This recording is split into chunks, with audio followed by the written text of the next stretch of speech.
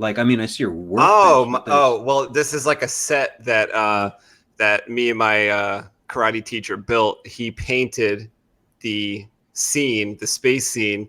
I designed the way that was gonna be like the window, right? And so see, what you don't understand is, so that's not a green screen with an effect. That's a real thing I'm looking at, eh? right. So that's like where I build the stuff right there. Oh my good God! And then like you could see there's a video on my channel about like where I walk around the whole garage here. Oh my good Lord! Well, see, that always leads me to that question, Anthony. Now, are you a good witch or a bad witch? I call it the Starship Destiny. Well, that's cool. So, I'm down. No, I'm completely down with your creativity, man. I mean, I know we only know each other in certain regards, but see, just seeing this, I'm like, I knew Anthony was creative and he had like 10 points in creativity, but now I was like, I'm going to go ahead and upgrade that to like 68 points in creativity. Well, actually, it's kind of funny because it's really all thanks to you. Me? It's like, yeah. No, it's kind of you're responsible for all this because I'm Don't make me quote. Is that like the George Lucas line, right? He's like, they're like, introduce you all around the table, and he's like, I'm George. I'm responsible for all of this. Yeah. When I first started getting into the custom saber stuff, and I started watching your videos on YouTube, and I saw you and Irv, I think it was maybe, or helping to show people how to wire, how to solder something up, how to solder up the crystal focus. I think it was Brian. Yeah, shout outs to Brian, quote unquote, Gundamaniac Lie. I think his last name, Brian Lie. I think that's right. Yeah. Right. Yeah. Like there was a couple of videos.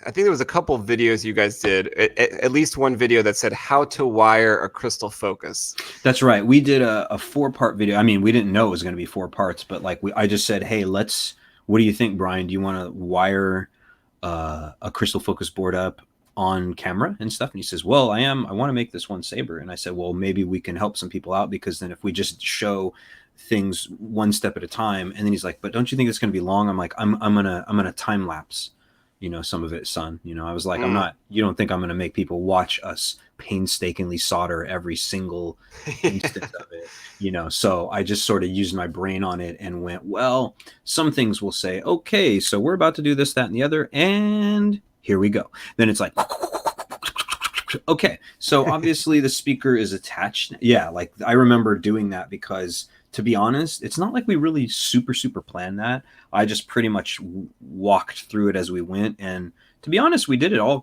sort of in one take for all of the things that we did, with some exceptions where, like, I don't know, like the camera didn't focus well enough. And I was like, oh shit, I think we should redo that. So we'd like desolder some of the things and do it again, quote unquote. Only reason being, again, is because the camera didn't capture it. And it was difficult, as you know, because you're trying to get like a macro shot, and we're using fucking small cameras that are not meant for this, and we don't have like a team or anything, or the proper lighting or anything. And back then it was probably like an SD camera. Like everyone's videos were like a little bit blurry, For certain, yeah. Even still, I learned a lot right then and there about how to solder that up, and you can apply it to other boards too. And I was working with like the Ultra Sabers board a little bit back then, the 1.0, right. And whatever they had, the 2.0, the Hyperdyne systems board. And that was, I needed the skills to work on those. I had a couple of those things smoking at one point, and I call my... Wait, you mean the Hyperdyne ones? Yeah. Oh yeah, I have a story about that, and it's unfortunate, but we might save it for another time. But yeah, it's just funny, like how, first of all, just really quick, like I didn't know anything about electronics until I started doing all this. Like I kind of had to learn baptism by fire. And big shout out to Corbin Doss, which is actually Joe Muniz, I think. I don't know if he's still in the game anymore. I haven't spoken to him in some years now, but he was my original lightsaber designer for Balance of Power, which was back in the 2005 and 6 days. And because I didn't know how to build any lightsabers at all. I didn't know a lithium ion cell from a nickel metal hydride. I didn't know voltage from current. I didn't know soldering, other than the fact that that skill existed, but I didn't have it, honestly. I didn't even have a soldering iron.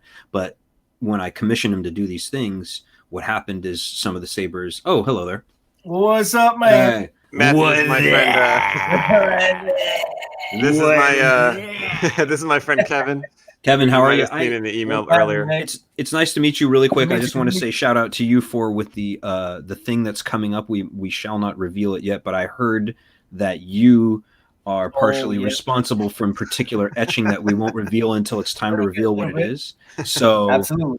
We'll be like, we'll be like hashtag foreshadowing to any audience members. Not that we have, nice. Like I bet, like. Right, Anthony was saying, he's like, no one's watching, man. And I'm like, oh, man. No one's watching that. It's all good. So, yeah, man. I'm excited. I'm about to snap a picture while you guys chat it up real quick so I get something to sketch. Yeah, it's nice. All cool. Yeah, I mean, basically, Anthony has told me that you guys are working on this comic. So, and I'm not surprised because Anthony has a lot of awesome skills. Like I've seen his work and he's helped me out. And then kind of the major way that we met was he commissioned me to do this Saber of Ice and Fire, we'll call it, font. And I was like, cool, that sounds cool. I've never seen a lick of Game of Thrones, but I'm down to try it out. So then I learned more because then he's like, oh yeah, check out this thing and check out that thing. And I'm like, damn, man, you sketch and everything, right? And then like even for this project, which shall not be named until we're ready to reveal, he drew some cool stuff. And I was like, yo, this is cool. Like I didn't know you did this kind of stuff, because, we never know what our other skill sets are. You meet people and you go, oh, that's cool. You make sabers. And then later people are like, yo, you're into martial arts? And they're like, yeah, dog, what's up? And he's like, I am too, brah. Yo. And you're like, oh, cool. Or someone will say, dude, what's that? You also do like woodwork? Oh shit, I didn't know. So you like learn these things about people. So it's kind of cool. Like I didn't know Anthony was into martial arts until like probably sometime into, wouldn't you agree, Anthony? Like I didn't know that you were into martial arts until like kind of like mid working on the Saber of Ice and Fire thing. Yeah, I think so. Yeah, I actually didn't really start getting really heavy into it until I think it was like 2016 anyway. So kind of like late in my life a little bit. Oh, even though I was always into, really into it. Early on, I was like riding my bike to the bookstore to buy all the Bruce Lee books that I could get when I was like 13. And I really started to get into Bruce Lee and reading like everything I could about Bruce Lee. And I got my dad to sign me up for like Taekwondo classes. So I was like 16 by then. I had read everything I could. I was like, bought all the sparring equipment. I was like sparring with my friends, but they didn't care about it at all. Well, yeah, that makes sense. And I mean, yeah, hey, that's cool. You're a man after my own heart because that is pretty much how I got inspired. And the irony is my inspiration with Bruce Lee was, I don't want to say it was less about the martial arts, but what it was most important was that it was that philosophy. Like once I got a hold of one of his, like I was like, this guy, he's a philosopher? Like, wait, what? Excuse me? You know what I mean? Like I was just a kid. I didn't know. I was just thinking, you see these dudes in martial arts movies and you're just like, they're just muscle bound, they're, yeah. You just think they're awesome. But then you don't really think, oh, that's right. They could all have different fields of study. Some of them will be like, yeah, I'm an architect, but I also do martial arts. And then other people are like, yo, I'm a martial artist, but I'm a philosopher. And like my strength is about that philosophy of life. And I think a lot of people don't know that about Bruce Lee is that it was super strong philosophy, that it was always that perspective that's the eagle's eye, or like the greater good kind of thing. So it wasn't just like study martial art, get really good at kicks and punches, and yeah, I'm awesome. He was more like, yeah, but what does this bring to your life? Yeah, and like the interesting thing about that is like when I found all the books in the bookstore, they're under the self-help section.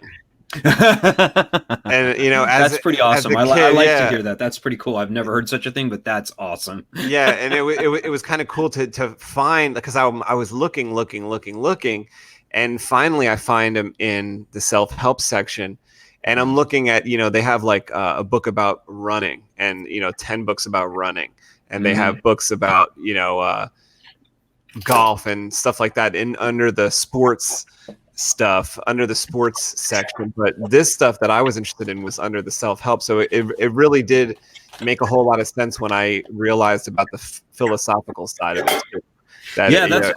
That's awesome. I mean, it makes a lot of sense to me. Besides, you guys will like it. Plus, I know Anthony was telling me that. Wait, you're Kevin, right? Yes, sir. Okay, I wanted to make sure because your thing just says Junction right now, and I was like, what the hell? Yeah. Yeah, at first I was like, did I hear him wrong? Did he introduce himself as Kevin or Junction? But anyway, I also do my Bruce Lee impression, and of course, when we speak about martial arts, then we must think about the greater good in the inside of us. So more when people ask me, Bruce, teach me your martial arts, I tell them I am not here to teach you anything. I make you aware of yourself. All knowledge is self-knowledge. So when I look to the heavens, I tell them, remember, I am teaching you to unleash yourself. You know, so he's like totally that style. It was so cool. And he always incorporated it in his films. And obviously the biggest crown legacy is Enter the Dragon. And I think Robert Klaus really understood Bruce Lee and like just said, just tell me what you want to do and let's do this and I'll direct it as a real film. Because of course, Bruce Lee, you know, let's be honest, he was kind of not, he wouldn't be a very good writer or director of a film, but he really knew about action beats and he understood acting and he understood how performance needs to be strong. I'm like, one of my favorite moments of his acting, it's actually a really good piece of acting, is do you guys remember the scene where he goes to his sister's grave in Enter the Dragon? Yep. It's a beautiful scene because it's directed flawlessly and perfectly to capture the mood. But Bruce Lee's performance, I would say, is super underrated because that scene could be so cheesy and boring and sort of like not powerful, but it's really powerful when you look into his face and he's literally staring at her grave and there's that lady, the old lady sweeping up leaves.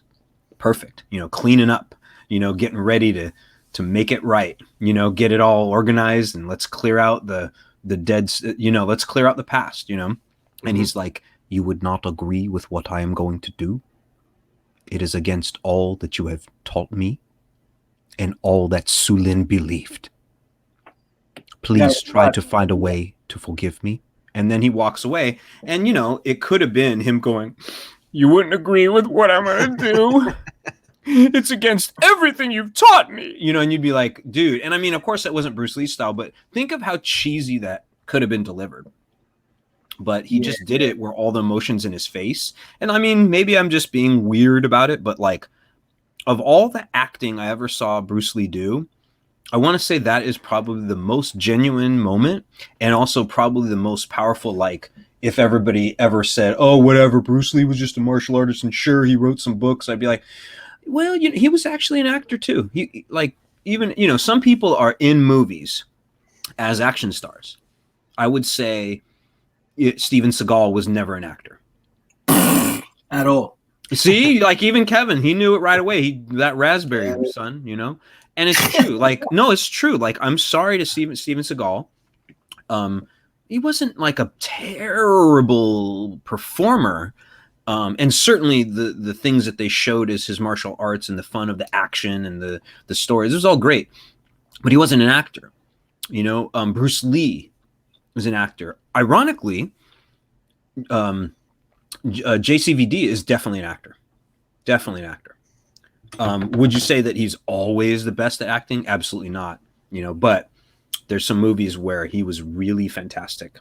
And it shows the work was put in, you know? So that's something that I always thought was great about Bruce Lee is, you know, he really was one of those triple threats. And like literally last night, and this is why I don't mean to ramble, but it's totally relevant.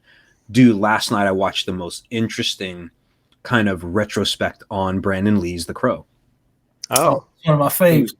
Oh my God. That film, I don't know if you guys actually know all the details because everybody knows the biggest tragedy on board that film. But what people don't know is it was riddled with tragedy. And I mean, oh, really? Oh my God. You guys have no idea. Like you'll have to look up, you know, there's varying stories, but this one was very, what do you want to call it? It was lately, you know, like it just happened. And it was like, I think it's literally what the bleep happened to this movie. And it's just look that up, just go like, what the you might even just put what the happened to this movie and put what happened to the Crow, and it'll pop up as a YouTube video, I'm sure. And it's just this retrospect, and like, dude, people forget about Michael Massey. And you guys know what I'm talking about when I say Michael Massey? No. So he's the other character that, of course, is one of the villains in this, and he's the one. Hey, what's going on, Mundo? Hey, Mundo's here.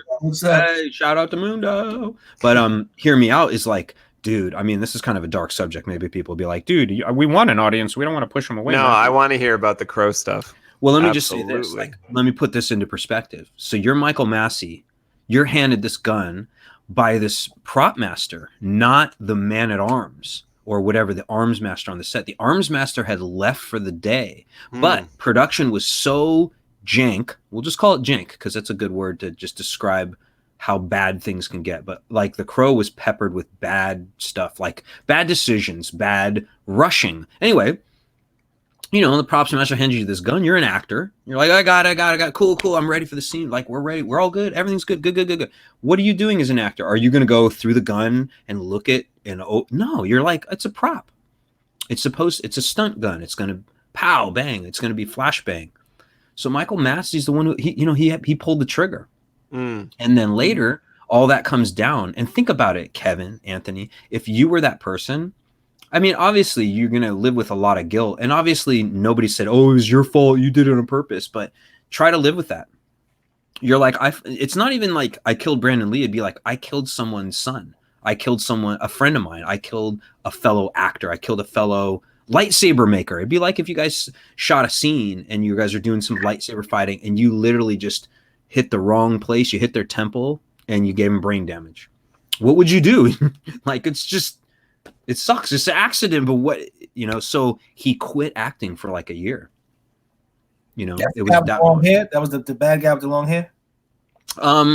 Well, there were several. So there's one guy in there, which I don't remember his name, but God bless him. He's a fantastic actor, the one with the dark hair. He was also in Robin Hood with Alan Rickman, with the whole thing. But why a spoon? Because I would hurt more, you twit. It was this great, I forget that guy's name. He's really good. But no, it wasn't that dark-haired, long-haired guy. It was a different villain that shot him on set, again, by accident with essentially a blank, but the blank had additional material in the chamber. Yeah. And it was fired out. And the problem is that people don't think about that. Even if there's no bullet in the chamber of a gun, if there is something that's tangible, that could be fired right through you. Yeah. So it's just too bad. But you guys can look it up and learn more. But man, that shout outs to Brandon Lee for being so dedicated to making that film amazing. And he went through some fucked up conditions, some just terrible conditions. And so did the rest of the people, like a lot of them. What do you mean? I don't want to waste all of our time here, but for example, some glass that he was supposed to crash through, it just wasn't safe. And so he got cut. Not bad, but it was just wrong. Like, there was unsafe conditions.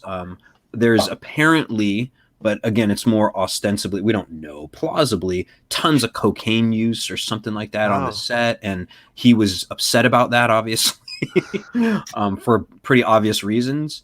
Whether or not you would be pro or anti-drugs, you'd be like, yeah, I kind of need it where we're all professional today, because if anything goes wrong, you see where I'm going? It's like there were just bad things, just bad stuff happened.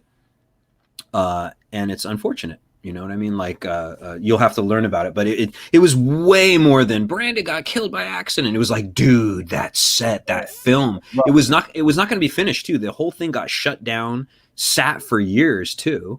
And then finally got re-released because they had to do all this graphics, because Brandon he was gone, man. I mean, what are you going to do? So they were like, yo, we're not letting this sit on like in some warehouse and be like, if only we could finish it. So big shout out to the director. I don't remember his name off the top of my head, but it's a miracle that the film got finished. And what's even more amazing is it's good. It's beyond good. It's really great if you look at it. Like, some people might say, oh, come on, cult classic. I'm like, go back and look at it And even if you ignore script, actors, and everything else, look at the direction and the color palette, which ironically the color palette is black and white, but gee, do you think? And they were trying to be honest with the comics. Yeah, that's like one thing me and Kevin still bring out once in a while is the Crow comic book and look at it. We like that. We like the movie a lot too. I can imagine. Yeah. Oh, Mojo saying what he knows the scene. It was the scene where they were at the table and he puts his hand on a barrel. I don't want to. I don't want to speak to it because I don't know. Wait, say that again. I didn't hear what you said, Kev. Michael Massey played the character of Fun Boy. Remember, he lived upstairs from the bar. I think that's correct. Yeah, Fun Boy. That's correct. Yeah, Fun Boy.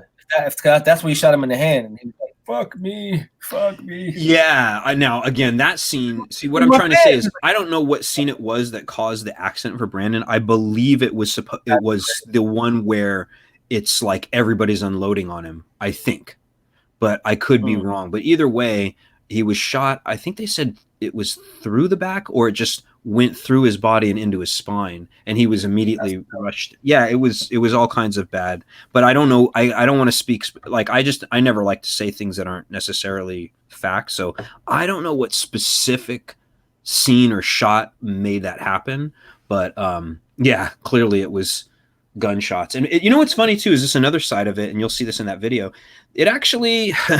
For it being a really jank situation, it actually changed cinema history for firearm safety and general safety with weaponry. Like everything turned over. Like, you know what I mean? Basically, not to be weird, but right? Someone went, all right, fuck. That's it. No more fucking around. And then all these rules like went way higher into the scheme of things, if that makes any sense. You know what I mean? Like they were like, okay, that's it. Like enough is enough, and we need to do this like legitimately, you know. Yeah, I mean, it's a little too late at that point, huh? Well, you know, it's funny you guys mentioned that because I'm assuming you guys are. Well, I mean, I don't know. We're all maybe similar age, but like I've gotten to the age where I'm sort of like I kept witnessing this all through my life too, where you go like, why is someone always got to die or be sacrificed in some weird way, like ostracized or something, until anybody goes, all right, I guess we better do something. You know, it's true though. Yeah. It's totally true. It's like I'm called back to a moment even in my childhood or whatever, but there was that one, I don't remember exactly. It's kind of a foggy memory, but Tiananmen Square, where I believe it was a Chinese man stepping forward in front of a tank, and he's just holding a like we all know that moment. He's got a briefcase and he's just standing there and he will not move in front of this tank in Tiananmen Square. And this is like back when I'm going all the way back to when I was a kid. You'd have to look it up, but it's like, wow, did we really have to go that far? You know what I mean? Like, we can't talk all this stuff in a room. Nope, sorry, something's got to get all the way crazy. Or like when the 9/11 thing happened, you know, and Anthony will probably know that because I'm not a New Yorker. I don't know. I never lived a day in my life in New York. I visited and stuff, but it's like, so those buildings had to get, you know, torn down by airplanes and stuff. And you're like, okay, so how did we get there? Like, what conversation did we miss when we could have prevented those things? Like, what? You know? A lot of conversations. This is all I'm saying. Like, you said it better. Like, you're right. I might have been being too specific. One conversation, it was like, yo, we skipped a lot of talking that could have done us all a lot better instead of pushing it all the way to the point where we're like, you know what? Screw it. We're casting Armageddon on you with 5 spell points and some janky hacks, mate. You know, it's like, dude, what the fuck, man?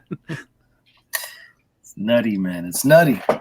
Yeah, and it's kind of like, you know, I'm sorry, I'm not trying to wax poetic, but it's like I'm waiting for one day the collective universe goes, all right, you know what? We got to knock that shit off. Oh, yeah.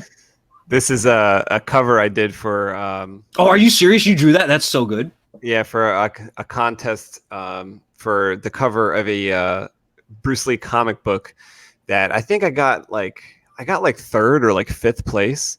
Nice. And Shannon Lee actually sent me like a little note, and she said, "Oh, are you serious? That's awesome! Like Shannon's pretty dope, huh?" Yeah, some a lot of goodies like comic books and a little note from her, a little book. Yeah, a bunch of stuff. It was really, really cool. Yeah, she's keeping the legacy alive, and Kevin that's actually helped me with this. Yeah. Kevin actually set up because you could put in a couple different entries. So Kevin helped me set up a couple different versions of this cover. Yeah, and you know what's funny? Like, I know you'll get it, but a lot of people, like, the only kind of negative thing I heard about this contest entry was that they're like, but he's got stubble, and you know, Bruce Lee was always clean shaven and stuff like that. But that's totally don't you, that like in his off time and stuff like that, this is how he looked. Like, this is when he was like training and stuff like that, you know. Well, yeah, I mean, I'm not to be weird to those people, but I'd be like, so what you're trying to tell me is you clean shave every single day without fail?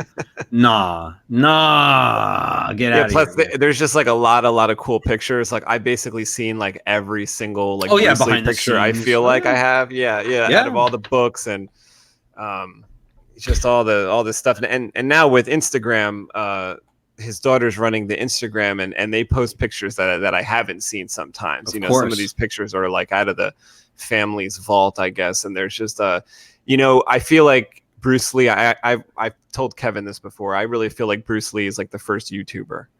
I like that. That's pretty cool. He's looking at it. Yeah, like he's like the first one who would like train or film all of his training.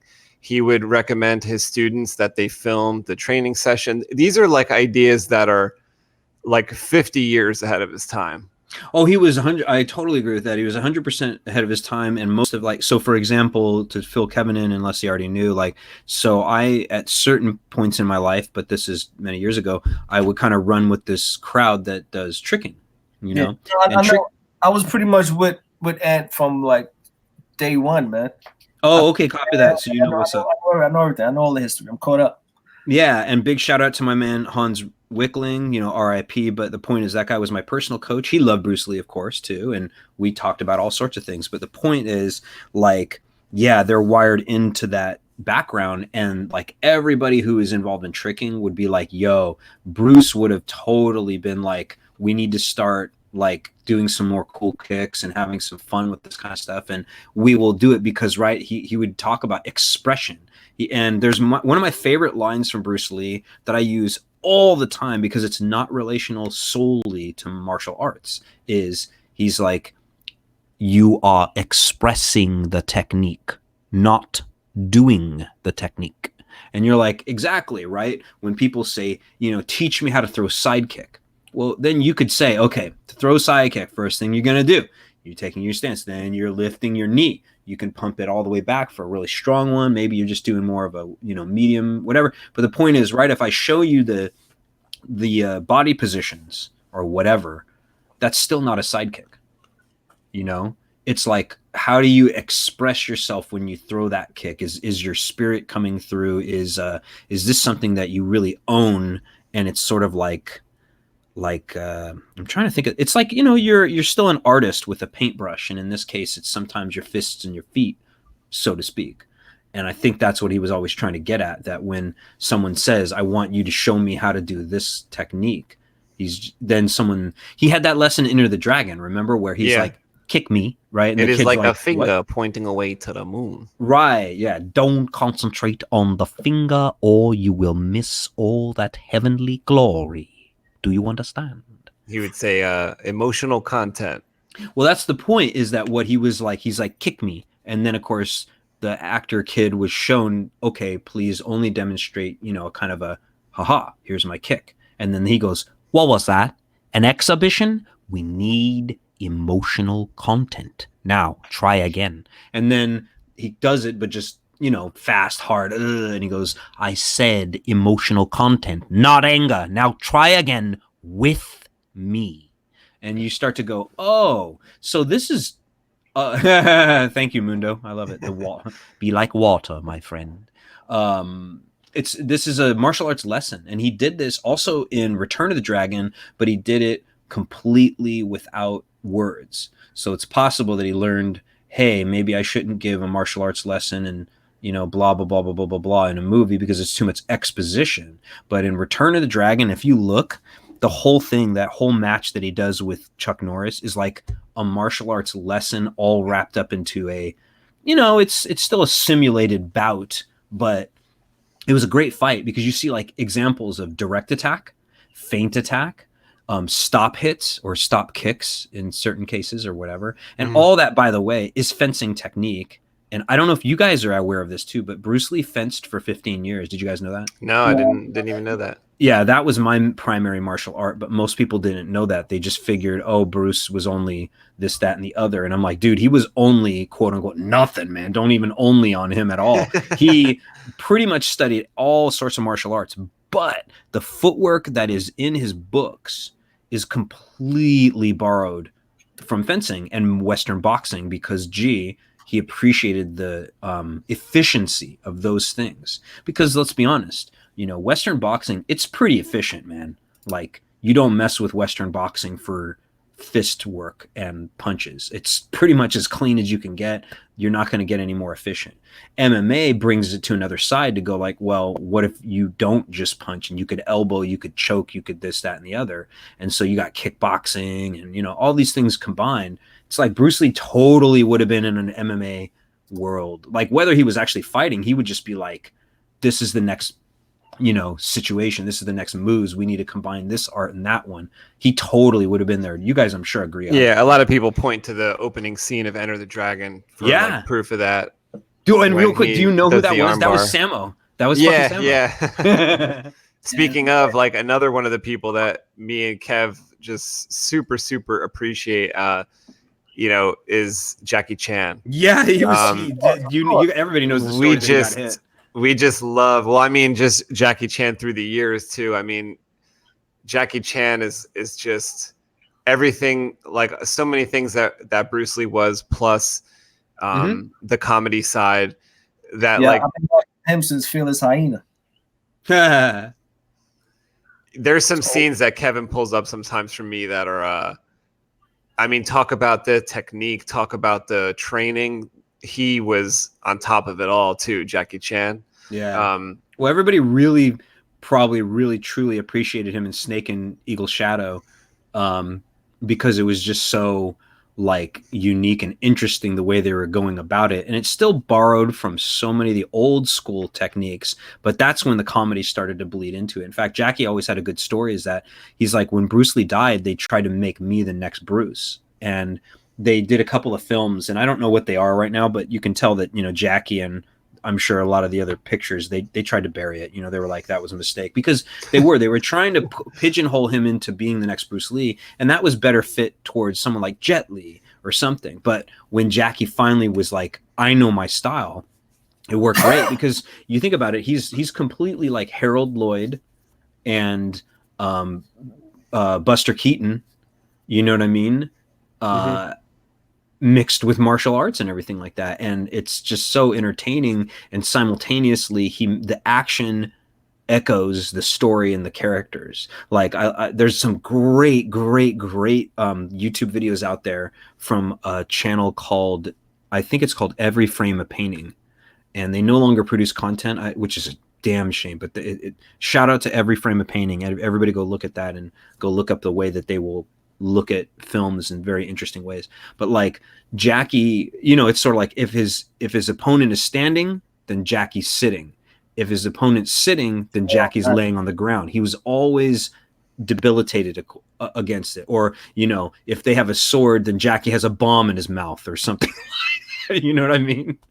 Yeah, look at this. So Mundo's making, you're saying it right. Jackie Chan drew inspiration from Charlie Chaplin. Exactly. Like Charlie Chaplin, Harold Lloyd. You guys will have to look it up. Safety Last is he borrowed this scene from Harold Lloyd where he hangs from a clock tower and then he falls through a bunch of awnings. So he took that. He also took all those wonderful physics things where the facade of a wall falls all the way down, right? And then crashes all around him. But he goes in the opening. Do you know what I'm trying to say? When there's the facade of a building and it comes crashing. Yeah, that was borrowed way back. Yeah. From like Harold. He was just crazy. Exactly. He was nuts. But Yeah, like seriously, that's the thing is all these martial artists have contributed, and I saw a lot of these things going involved in the tricking world. Like people would be more creative because of these people. They felt like there were places to go. Like I still remember talking to folks like Chris Devera, shout out to him, and Team Loop Kicks, Isaiah Flores. You know what I do, but like Chris, I remember I would talk to him, and he's like, yeah, I remember when a pop crescent was like off the chain, and then if someone threw a 540, you were like, oh my god, what just happened? And now people are throwing like triple 720. Triple cork was landed sort of when I was also involved with tricking. Like we all remember when this guy Scotty Skelton, shout out to Scotty in Brisbane, that's where it's at, right, Scotty? He landed triple cork, and it never happened before in the world, and everybody thought it was impossible. And just Scott landed it one day, and of course they were filming his attempts, and he landed it, and then literally overnight that video exploded in the tricking community, and it sort of emblazoned everybody. They were like, impossible is definitely nothing now. Like all y'all who were like, whatever, we'll never get a triple cork, never, it's just not gonna happen, blah blah. And then it did. And then other things people thought, that's fine, but triple B twist could never happen. And then everybody's like, and they did that. And then everybody's like, well, I guess that's fine, trips are cool, but no quads will ever exist. And then Michael Guthrie stepped on scene, and other folks. And it's just like, stop saying stuff's impossible, because that's just a frame set of your mind limiting you into thinking there's only one way to do things, and that's the way that status quo has shown. And you're like, well, what about outside of the box? So isn't gravity still the same though? You say that, tricks but keep getting wilder. Well, that's the thing is, see, gravity remains, but there's several things afoot here. Pardon the pun, is that there's the setup, there's the efficiency of swinging your motion through for some of these tricks, and the also like how tight you're wrapped during them. And again, it just really, that all comes down to efficiency of technique. So it's sort of just like, you could be stronger, wiry, more. There's a lot of things that figure in, but it's like by saying something's impossible, it's like, well, it's impossible for you right at this moment. But what about if someone else is working on it halfway across the country? It's like, you don't know that. You don't know that, So, but yeah, there are certain things like no one's ever going to do, for example, from a standing position on Earth, without extra apparatus, jump into the air and do 5 backflips and land. But that said, bionics. What I'm saying is, yeah, again, without extra apparatus, so that would be counted. But like, for example, I'm sure they did a quad backflip at one point where you use those super crazy tracks where you get those gymnasts to be like, they'll do a tumbling pass, hit it hard and jump, and then it's like choo choo choo choo choo bam. I know that's happened. A quad backflip has occurred, at least in gymnastics, but obviously not from standing. You know what I mean? So like, that's another way of looking at it. You might say, well, this move's impossible, but I'm like, well, it depends on what your setup is. If you're allowing momentum to be gained, if you're saying I'm going to do it with a giant trampoline, I'm like, well, fair, like, go ahead. But yeah, there are moves that are impossible from standing. But hey, I will say this, shit, man, I remember when people thought, like, there's this move, right, that we saw in Street Fighter back in the day, that the crazy little cartoony, we love it. Yeah, they'd spin around, and I forgot what they call it, but it's like the hurricane kick. Yeah, where that kick continues. Yeah, and now of course it's kind of ridiculous in the sense that we know that's graphics, but then like came onto the scene Danny Graham, and he literally threw what definitely appears to people. You have to look it up. You'd have to go hurricane kick and then Danny Graham, like graham cracker. In fact, that's the thing. He invented some move called the graham cracker.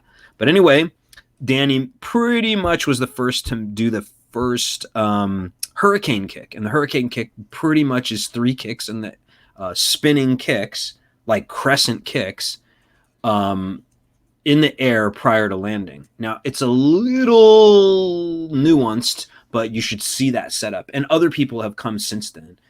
Danny Graham pretty much was showing it in, I want to say, 2009? Yeah, 2011, I found a video. Let me see if I can play it for you guys or something. Yeah, There's probably one earlier than that. One of them I'm actually sitting in. Like, I'll know immediately if you bring it up. I'll be like, I was sitting in the corner and I was filming. Also, I have a clip of him doing it, but I don't think I've ever posted it. It was like so many years ago. But yeah, if you got the technique, you got to be like showing that. Danny Graham will be like, "What? This is cool." Not that he'll ever see this, but yeah, this is like. Let's see if I can recognize this video. Yeah, this is it. I was sitting in the right. Like, wait, in the right corner is me. You'll see me in a minute. Watch 1, 2, 3. That's me in the next to the guy with the white shirt. I see you. That's me with with the shirtless camera. shirt. Yeah, well, I got a blue. I mean, sleeveless shirt. Yeah. Yeah, and I'm on my knees next to my man Will ACB. Shout outs to ACB. I just saw him at Hans's Celebration of Life. So shout out Will ACB. But see how sick that is? That's like an impossible thing. Kev, did you see it? Yeah, it's nuts. I saw it. I know, because like, watch, he'll set it up with hook kick, then bah! Now, of course, it's basically 2.5 kicks in the air, and the remainder of the third hook comes out as he lands. But also, don't forget, you wouldn't know, he walked into the facility, we all arrived, and this was kind of his opening move. He didn't even warm up yet. Oh my God. We were like, yeah. So and then, you know, he's the man's was a beast. You know, he's a muscular guy. He trains hard. He's a martial artist. This guy was the truth. You know what I mean? Like, oh yeah. And see someone in the comments down there. It says Tatsumaku Senpu Yaku. I don't know how to say the. I guess that's Japanese. I don't know. This looks phonetically correct. Right, but the point is, so like at one point someone was like, whatever, you know, like that's not possible, and then, you know, someone starts thinking outside the box and they're like, you know, maybe I'll try, you know, this, because I know that people had already done 720 double. In fact, I at one point did 720 double. I mean, if you want to bring up some of mine, this would be an easy one for you to search. Just type 6 V's VVV VVV and then put NOVASTAR. Anthony. Space NOVASTAR, or yeah, probably space. Yeah, and I don't know.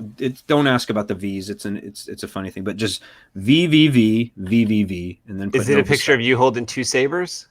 Plausibly. Or does it say tricking? Oh, let me see. It should say tricking. Yeah, like VVV. The whole video should just be called like NOVASTAR or something. Tricking. I'll know it when I see it, and I'll be like, oh, that's it. Oh, that's not it. I don't know. Because if you show it, you'll see me do a 720 double, and I'll show you when that moment goes. Let's see here. Yeah, this is it. Okay. So like, just play it from the top. Okay, well, you know, all this other stuff is cool shit, but I'll tell you when the 720 double comes. It's pretty much at the end. So that's a pop crescent.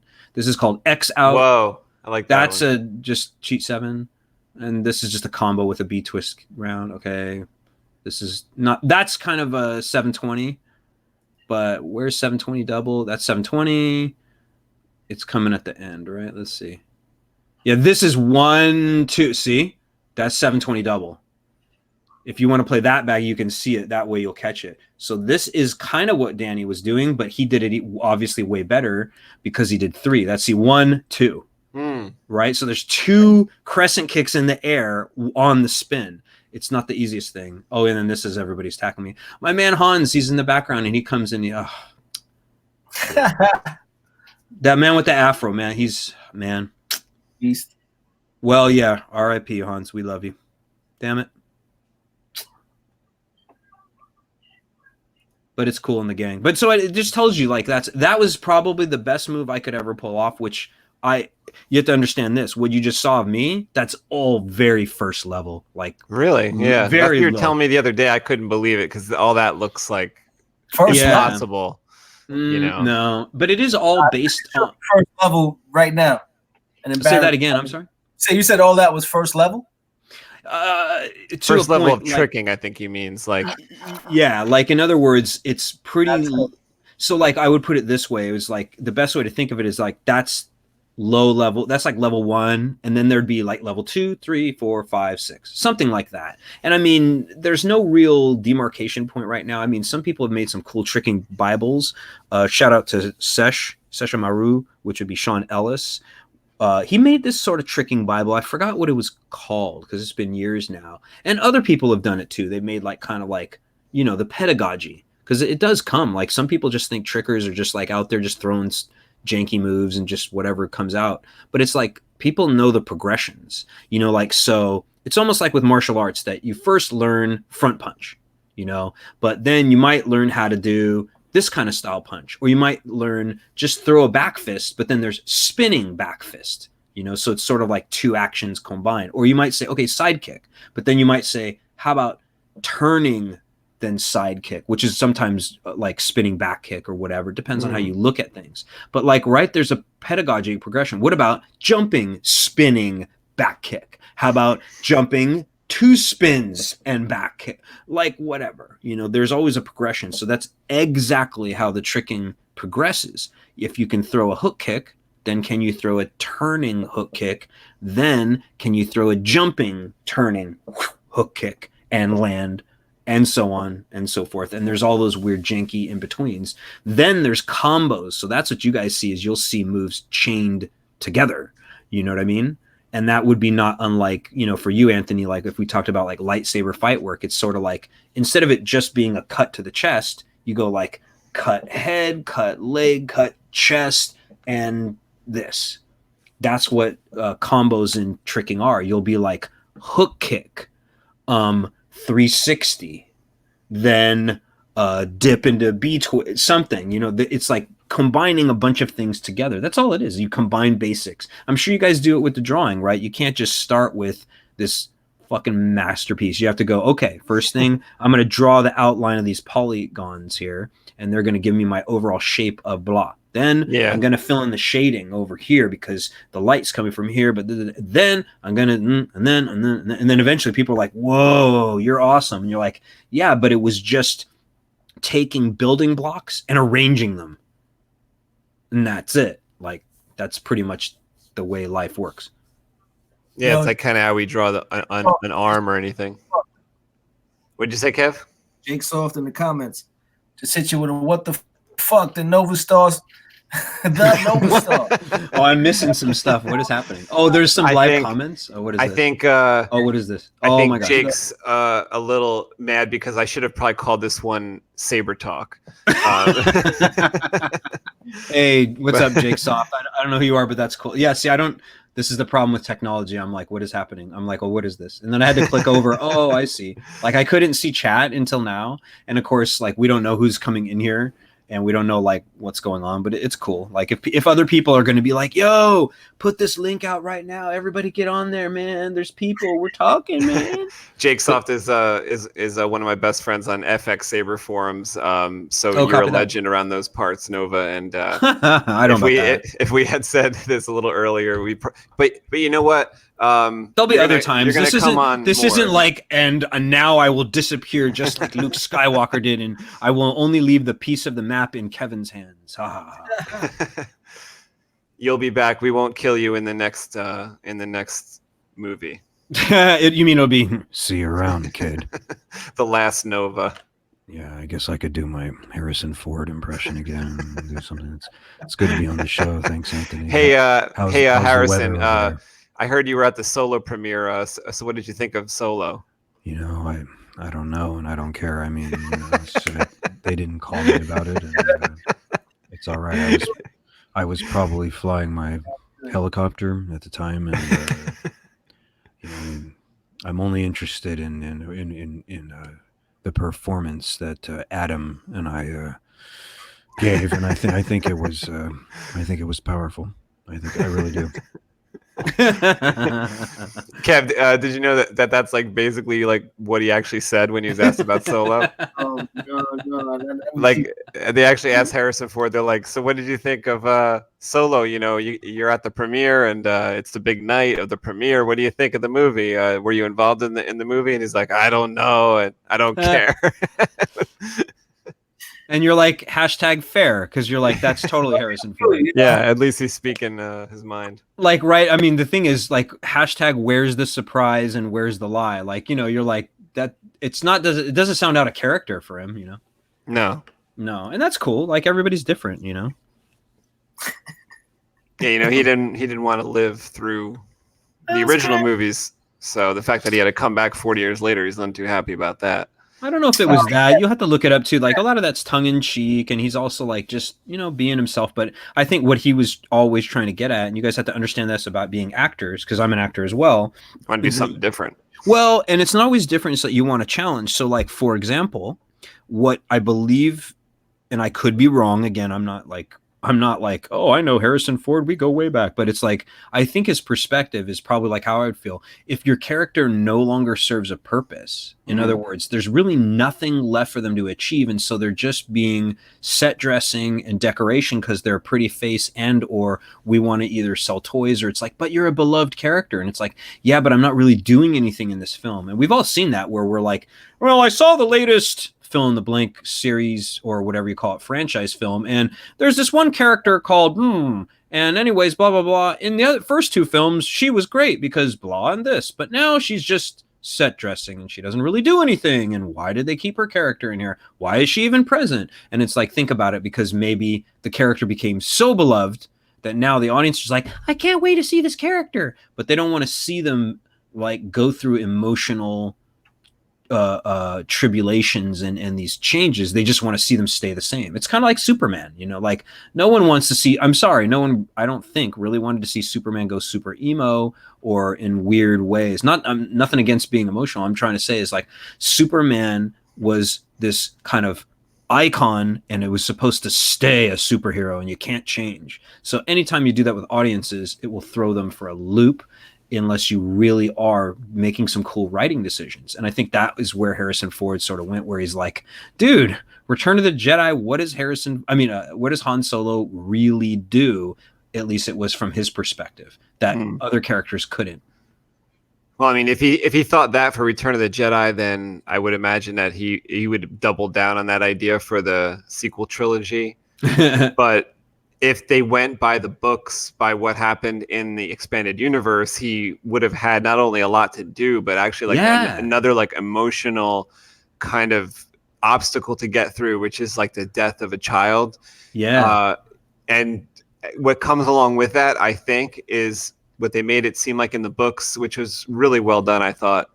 Well, from the very start, when Leia was pregnant with her first kids, the twins, there was this whole idea, because they were basically hunted down from like the moment that anyone knew that she was pregnant. They had, you know, Palpatine's clones or whoever they were, like hunting them down because the Emperor wanted to put his spirit essence into her baby if possible.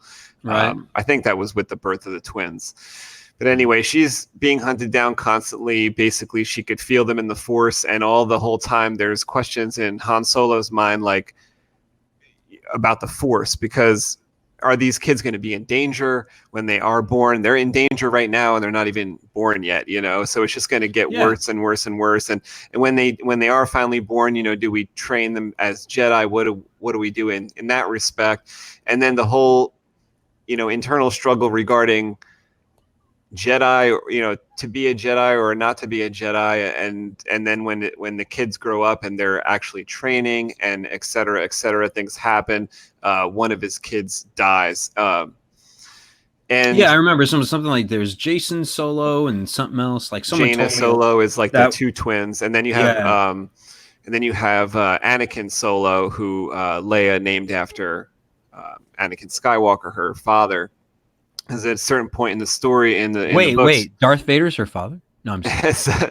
At a certain point in the books, you know, at first she's not pleased with this knowledge, right? She's like struggling to deal with this, but along the way, I guess when she finally does forgive Anakin Skywalker, right, she decides to, I guess, pass that, you know, idea of forgiveness along and names her third child Anakin. Right. And so there's this whole thing too going on with Han, I think, of like he's the odd man out in his family. He's like the only one. Imagine like having a family where like you're the dad and everyone you know, your wife and you got like 3 girls or something like that. So you're the odd man out because you're the only dude in the house. Well, so imagine being the only dude in the house. They're all like these Force. Laser wizards, and you're sort of like you got nothing. Well, you're sort of like I just run spice. You know, that's all you know. Sometimes. Paraphernalia, you know. Yeah, and he has to deal with like diplomatic, galaxy-wide problems, basically because of Leia and his kids. They're involved. He's involved, and That's an interesting place to be. So what you're saying is he was heading for divorce? No, I'm just kidding. It's like we came in on these new movies where they're already divorced or something. You know, they won't even give you any reasons why. Well, and that's the thing. It's funny you mentioned Anthony too. Is like, so as you know, and hey, I'm not trying to sponsor #plug, but with my own work, I'm developing my own screenplay and my own hero's journey, and who knows, maybe we'll tell more of the people out there about it. But this Diamond Dragons thing that I'm writing, I have to make a distinction between what should I tell the audience, and actually that becomes a big thing. What should I show the audience actually about these characters that gives them some information about their background, and what should I skip? You know, because you go like, just because things are good ideas, especially in books, they may not actually be part of a story. Does that make sense? Absolutely. We talk about that all the time where, yeah, especially me, I like to know the backstory of everyone and everything, and like, where did this pen come from? But we're not gonna describe it. We're just gonna know it. So we know what direction this thing goes in. Like, we know what type of life this little doohickeys gonna live within our story. But we're not gonna tell the backstory of every damn thing and every damn one. You know what I mean? Right. And the reason for that, and that's the thing that all three of us probably know as storytellers, because again, if you guys are writing comics, you are bound by the same kinds of, I don't want to call them rules. We should say guidelines, because rules is way too strict, but guidelines that it is all about when you're going to tell a story, because you go like, how do I capture an audience? How do I keep them there? How do I keep them interested? Because although we may have a lot of awesome tidbits and interesting lore to tell someone about any universe, whether it's our own or something that's presently out there, it's like, yeah, but does it matter right now to this particular moment in the story? Because you've got to keep people engaged in the minutes worth on screen that you're about to go through. So if you give any information about things that are not relevant right now, it's kind of useless. Yeah. Yeah. But there is such a thing as using all those literary techniques. And see, this is how I'll relate this to like martial arts and Star Wars and everything else. Is just like what you guys are drawing. You know, you start off with certain techniques. Like, I'm sure you guys have names for some things. I wouldn't know because I'm not a drawing artist. I'm more of an artist in the sense of, you know, actor, director, performer, you know, martial arts, fencing. But the point is, you use a certain stroke or a certain brush for a certain type of thing. But if you combine that with all these other kinds of things, now you start to get these cool pieces. So like in writing, we have forewords, foreshadowing, dramatic irony, regular irony. Sometimes you have something called full circle, or you might have what I like to often refer to, and I'm sure they've got other names, but I call them setups and payoffs. Like, for example, right, what might be interesting in something is in the beginning of something, two people are put together as adventurers. They don't much like each other, but they're on this long walk, and so they got to talk. And he's like, I see you have this necklace. Where's that from? It's like, oh, my wife gave it to me. Oh, well, that's cool. You know, so where's she? And it's like, well, she's dead. You know, and you're like, oh, I'm sorry. And it's like, it's okay.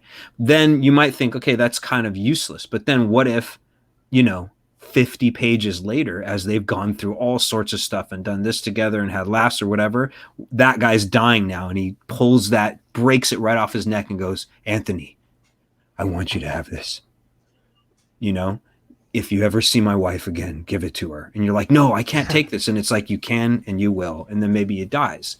It's a good setup and a payoff, because you've set up something that seems innocuous to the audience. They're like, okay, well, they had a conversation about a fucking necklace. Whoop-de goddamn do. Then later, you said the wife was dead.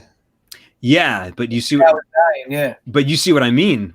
Then you go like, wait, what? Do you see what I just set up for you guys? And see, you finally got it. Maybe he used it as an excuse. She isn't really dead, but he wants to tell everybody that she is. And then maybe along the way, he's gotten some hints that I think she's actually alive. He never said it, but he then maybe in the next part of your story, he's like, you know, you might even call it the search for Sarah or whatever. And then suddenly people are like, oh, what the hell? She's not dead? Wait, What are you talking about, son? What is this jank? And you might have left hints all over the place. And then they go back and they're like, oh, dude, look at, you got this thing in here. That's probably her. Like that stranger that walks in and then we never hear from her again. That was his wife. Dude, these writers are dope. And you'll be like, well, it's just, no, I don't want to call it cheating, but it's like, that's literary techniques. I just hornswoggled both of you. Think about it. I did. I just tricked y'all because I made you ask the question. I thought she was dead. Yeah. Ooh, you guys are like, I don't like being manipulated on live TV. So. I'm halfway zoned out working on a page. No, it's cool. I can tell him, dude. You keep doing you. I love it. I love it. Well, I can't wait till when you like go and then boom, and the camera just swings into position, and you're like, that's how we roll. That's how we do. You know. Yeah, but that's what I'm saying is like, so it's art on the page, but you have to draw people in, and that's what makes our stories relevant. I'm actually very interested, Anthony, to hear your opinion on Diamond Dragons when you get a chance to read it, and by all means, share it to Kevin. In fact, I should probably send a new. Oh, cool! That'd be great. I think he would like it. Setups, man. I really like foreshadowing and setup. That's what kind of like the way my mind works. Like, yeah. Like, you know, I'm always talking about the way a character will stand, so then when it's revealed, a reader will go back to page 2 and be like, look, this fucking guy was standing right there in the second panel. You know what I'm saying? Yeah, I agree with you. See, you and I, you speak my language. And I think you guys are both going to probably, when you read Diamond Dragons, you guys are going to be like, oh shit, this just flipped my shit. Like, you guys will probably be like, I can appreciate it. Granted, you know, there's so many setups and payoffs in it. The problem is you won't be aware of most of what's going on until way later, because I try to make you forget about a whole lot of things. That's part of it. Doesn't that drive you kind of crazy though? Like you just putting it in the reader's hand and just keep up, or are you just that mindful of the pacing? It's both. I put it this way. The way I look at it is this: if it's good writing, you shouldn't see a lot of things coming. And I don't mean to say everything. Like, for example, when you start Lord of the Rings, if you're not pretty damn aware that Frodo is going to be the hero, then you're a moron. But the writer is not trying to hide that. What he's trying to hide is that it's going to be a super serious journey. You know, it's going to do more damage to him than you can possibly imagine. You know what I mean? And there's going to be friends who come along the way who you think are going to survive, but they're not. You know what I mean? There's a lot of things that are going on, right? But no one's trying to hide your hero. No one's usually trying to hide the villain, you know, unless you have some kind of weird red herring thing to switch it up at the end for a twist. But my point is, yeah, there's certain things you want the reader to be aware of. And then there's the obvious ones, the things that they must to follow the story. And there's other ones that you're purposely hiding so you can reveal it later. And then they go, oh, what? You know, a good example was even in Star Wars 8. Like, literally the first clues we saw when Luke walked out of that facility was he looked younger, which was weird. He held the saber left-handed. I don't know if you knew that, Anthony, right? I didn't know the left-handed one, but everyone noticed the different saber, right?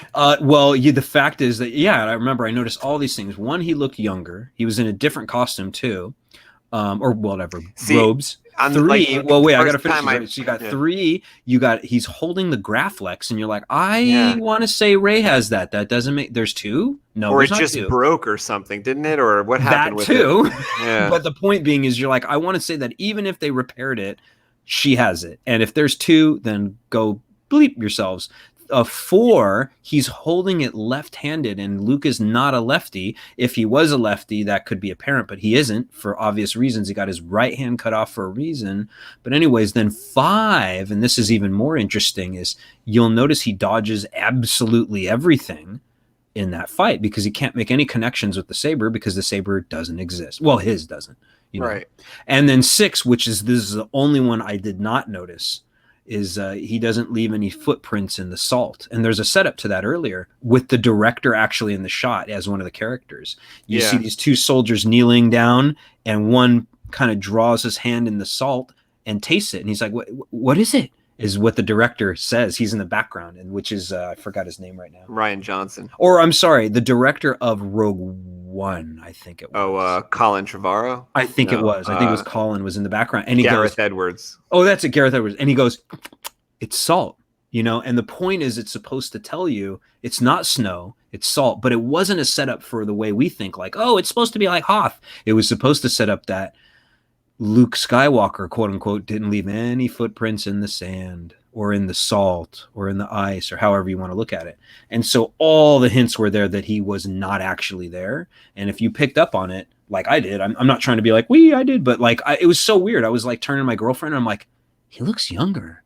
Wait, is he holding the saber with his left hand? And she's like, what? And I'm like, actually, never mind. Cause that's actually more of a martial artist thing. Like, I know what it means to hold a sword, and you're not going to hold a sword with your left hand on the top if you're a right-hander.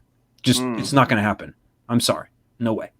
You know, and then I was like, he's dodging everything. Very interesting, you know? And then I'm like, I still don't understand this Graflex thing. Where did he get this? And I was like, wait, dude, he's not parrying anything. He's a mirror image of him. This man is not here.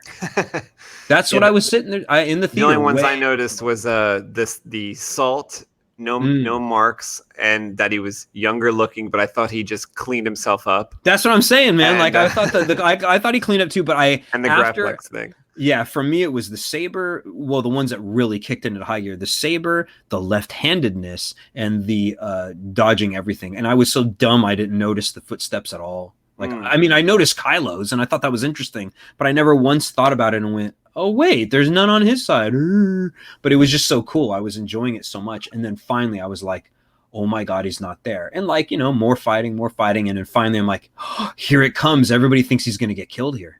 And then it's just, I even turned to Xandra. I'm like, it's going to go right through his ghostly self, you know? And sure enough, he's just like, zip, and I'm like, that was awesome. I really liked it because I was like, that was a wonderful way to do a bunch of setups and payoffs. And not only that, the whole film had been going, hey, you know, what's better than Luke going as everybody wanted, Super Saiyan, and just being super powerful in a physical form?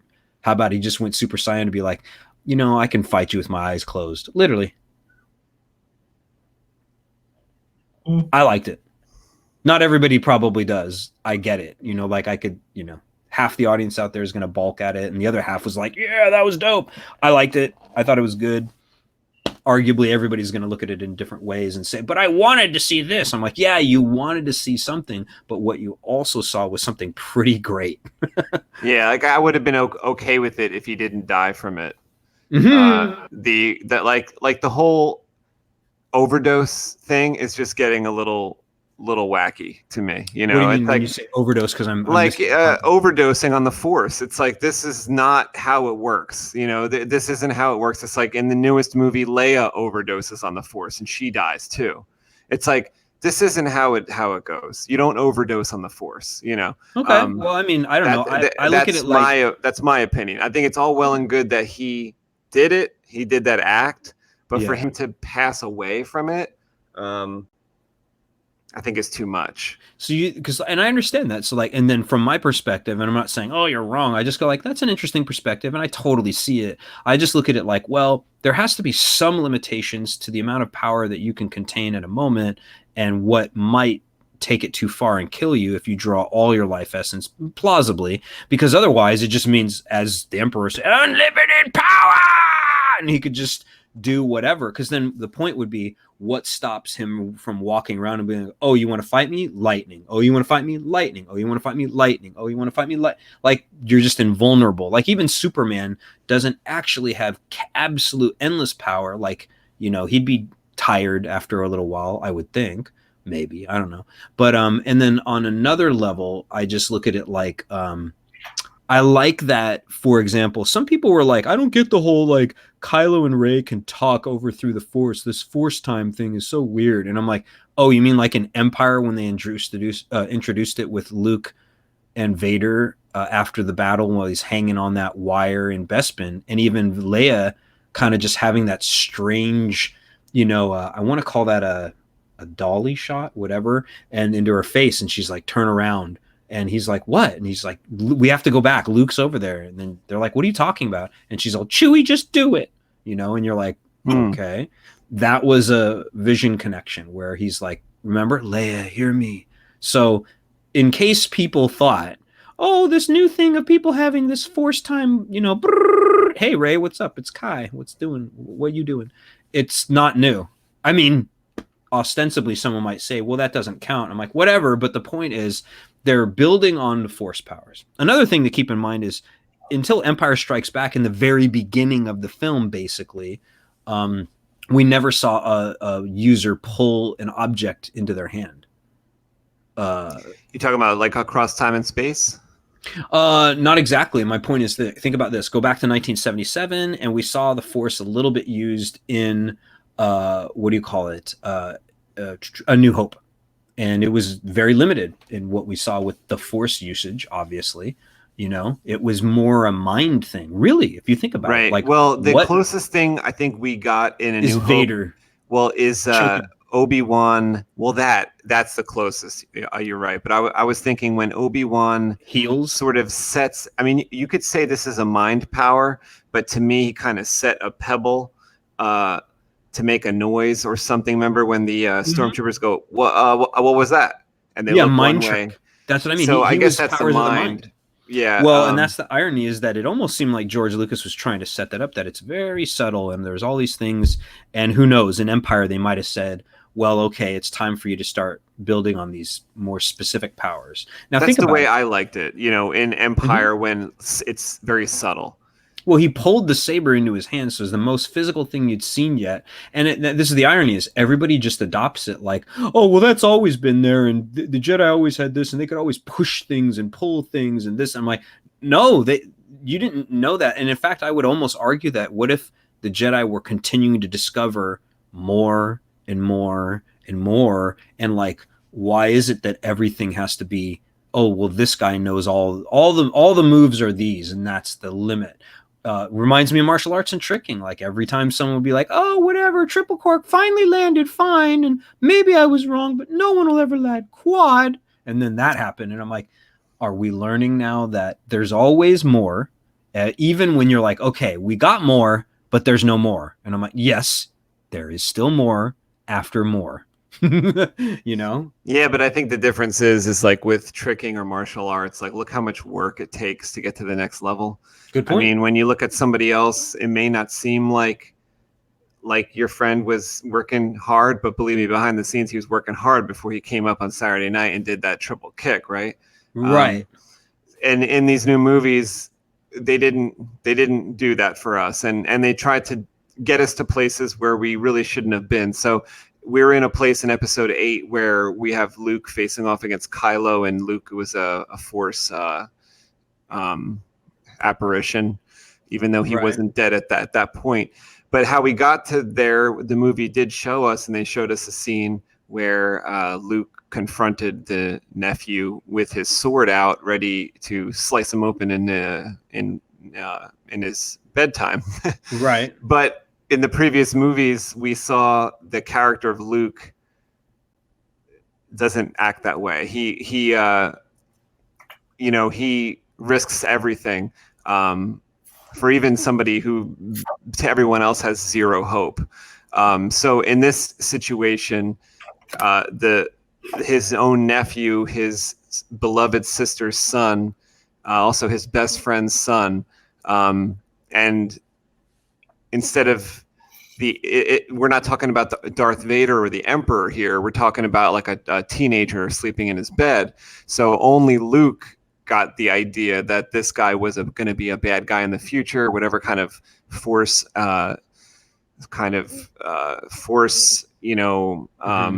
thinking that he was doing future telling, and he came to the conclusion, this kid's bad news. I'm going to slice him up potentially, and then at the last second, no, I'm actually going to put my sword away. And then he wakes up, oh, you caught me at a bad moment. I was gonna slice you up, but I changed my mind and stuff like that. That's just not who Luke was. So where we got to the point of him facing off against his nephew at the end of the movie just should have never happened, because the character of Luke was shown in the previous 9 hours or 8 hours that he risks everything for just a chance, that the smallest chance that his father's going to turn around. No one thought he was going to. Right. I think all what you're saying is totally fair too, because a lot of ways of looking at it would make everybody go, oh, come on, that isn't this, that, and the other. And I kind of agree. There's a lot of things, but then there's lots of other questions that enter the equation that you go like, well, what can you say in 2.5 hours or however length they're giving for the film, and what's more powerful and what's going to get us to where we need to go. It's a pretty tough call, but I agree. Like, there's not actually, I would say, any film where you could make everybody happy all the time. They're always going to find something where they're like, well, it would have been better if this, that, and the other had happened. And what if this? But that said, you're going to get yourself, 100,000 writers, 100,000 directors. Because actually, it's kind of funny. This relates to, that's the thing, performance in film is, if you give me, I'll tell you what a director is really supposed to do at the most basic and foundational skeletal level. It's like when you say, you're Anthony, obviously, and I'm Matthew. You go, hey, Matthew, what's that? You go, can you give me the directions to the nearest 7-Eleven? And I'm like, oh, okay. So let's see. So you're going to go down 23rd and you're going to do this. You're going to do that. That'll take you to there. And then someone else might be right next to me and say, why the hell are you going to have Anthony go that way? He should just go down, take him down 26. And that's a lot more straight. And then he's just got to do this little, and I go, all right, well, fine. But the destination is the same. So what a director is really supposed to do is basically give the actors and the whole production the kind of, again, directions. He doesn't go there for them. He doesn't, or she doesn't choose all the certain things, but he gives the general gist of where they're going to go. Hopefully the destination is the same, even if you have varying directors. But how you get there is definitely different, clearly. And then when you have varying writers, oh my God, you guys would know. Think of it like this. If Kevin put his comic book ideas in the hands of some dude named Jack, and it was just a different person from Kevin, he might come up with, same characters, they're doing similar things, but you're like, whoa, that's really weird. Why'd you have him do that? I don't know, because that's how they go with it. But the characters are supposed to be similar, so you'd be like, wow, you kind of have my characters doing stuff, but I don't get, you know what I mean? Does that make sense what I'm trying to say? Yeah, I mean, it's just that they didn't really have that ending point that we normally would have for a story.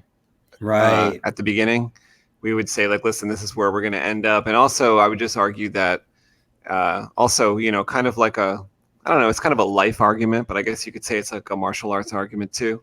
Right. That it is about the journey more so. I agree too. You could have this destination, but I kind of hear a lot of people say, well, you're not going to please everybody. But when you think of certain movies, like think of like The Matrix.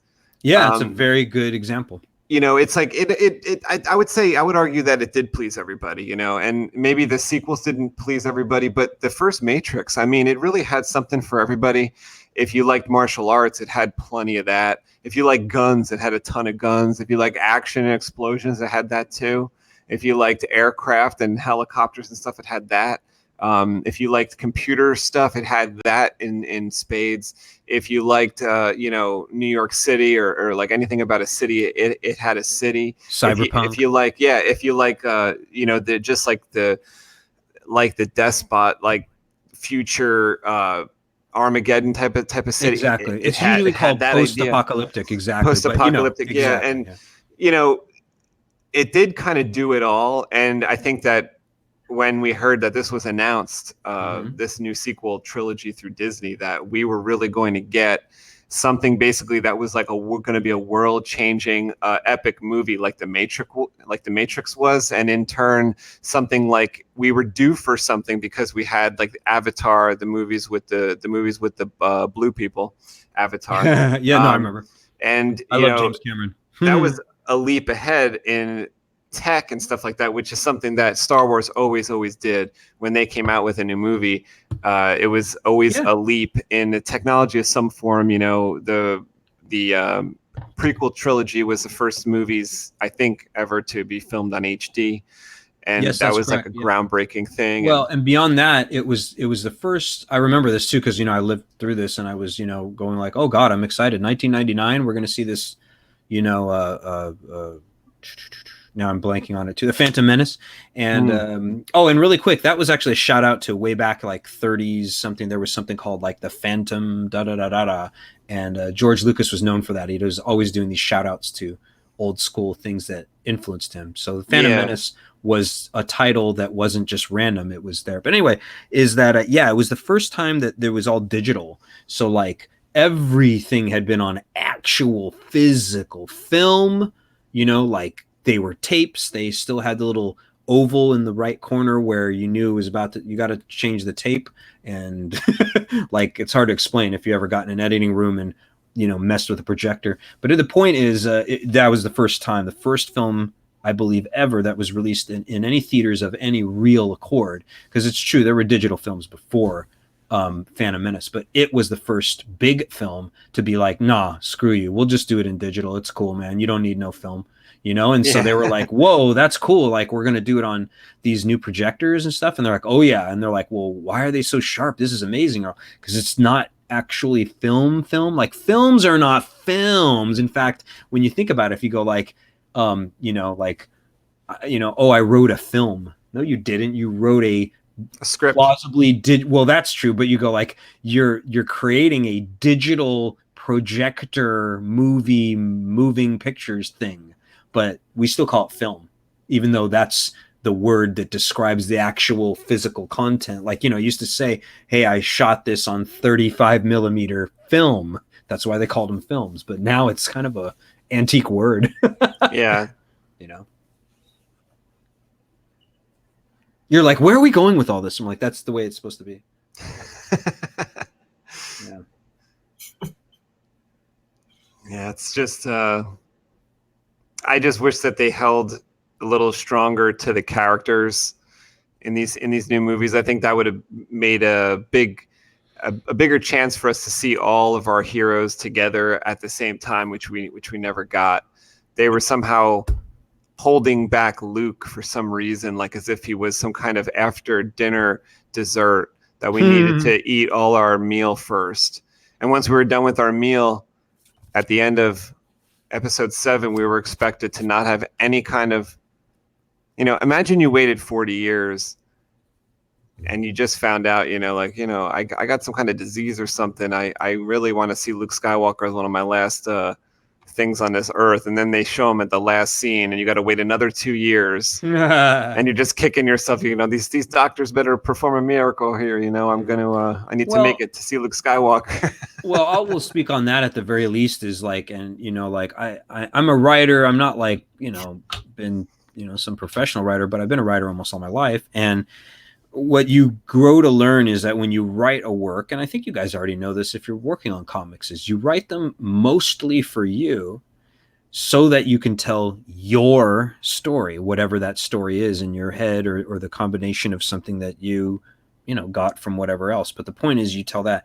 But then that's the problem when you end up with sequels and then a trilogy and then a quadrilogy or whatever you want to call it, and a quintessalogy. I don't know what the hell they start calling it. They just say, you know, a bunch of, you know, this is a 9-set film. But the point is, like, even with like Harry Potter, is people start expecting, oh, this better happen. And the problem is you have one writer can write the work, you know, with some assistance and whatever. But it's like, imagine if you had 100,000 people say, I'm going to write the next Harry Potter film.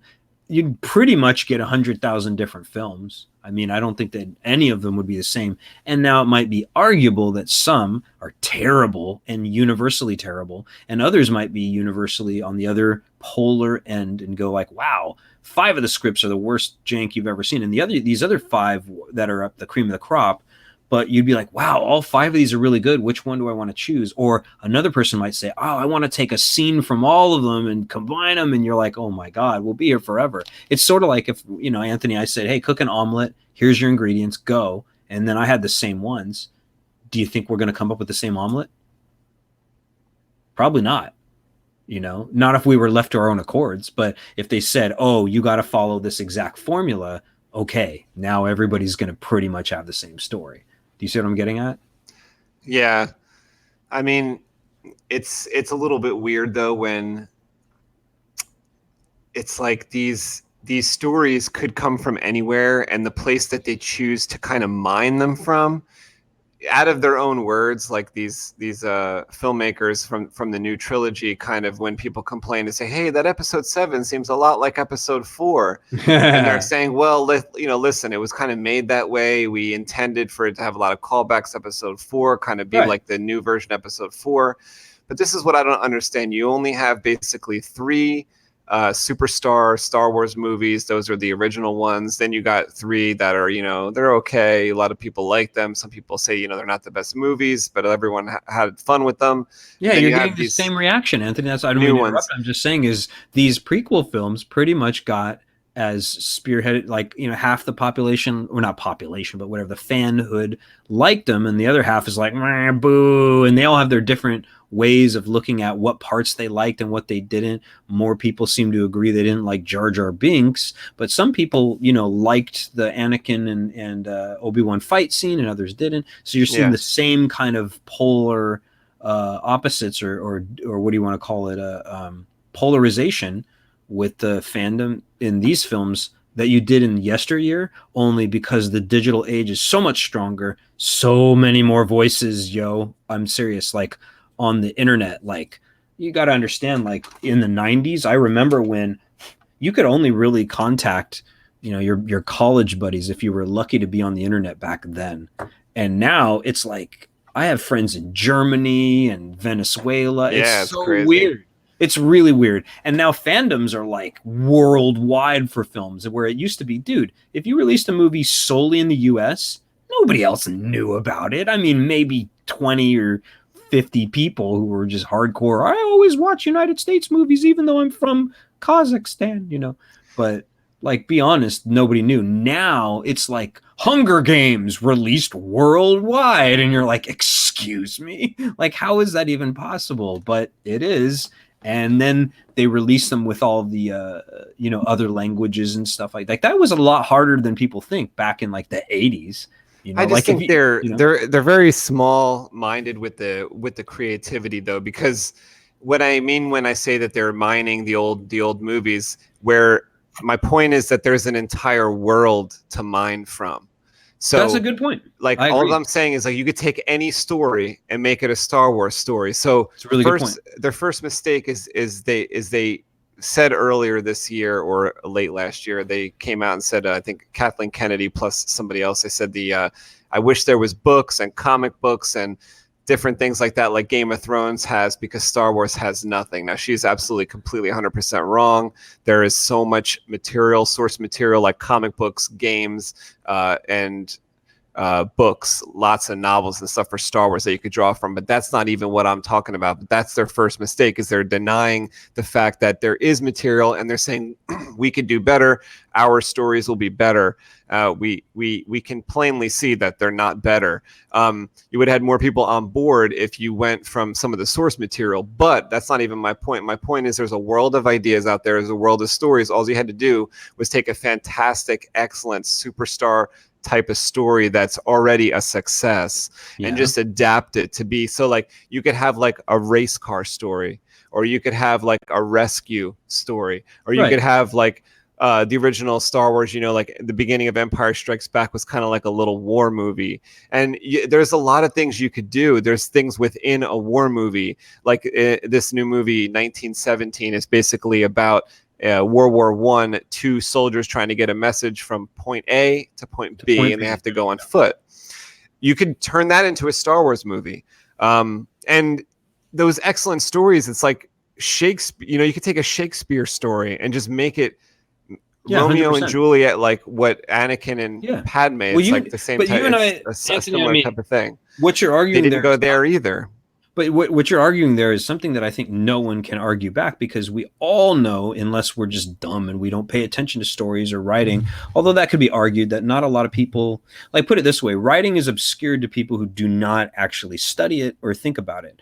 That's just how it is. But you all know that there's only so many quote unquote stories you can tell. And people often get that confused with thinking that they think somehow that it doesn't mean you can't combine those ingredients in literally millions of ways. So it's kind of confusing. We will sometimes say you're limited on the stories you can tell. And that's not totally true. You're limited on the amount of writing tools, sort of like martial arts. I can only punch so many ways. I mean, someone might say, oh, but always something new and being invented. I'm not arguing that. I'm trying to say it. At a certain point, you go, look, you have a jab, you have a hook, you have a cross, and an uppercut, and that's about it in those classifications. Now, how you kind of tweak and manipulate and combine, that's where your real techniques come in. So yeah, there's only so many components, but you're right. You could combine a racing story with race to rescue, and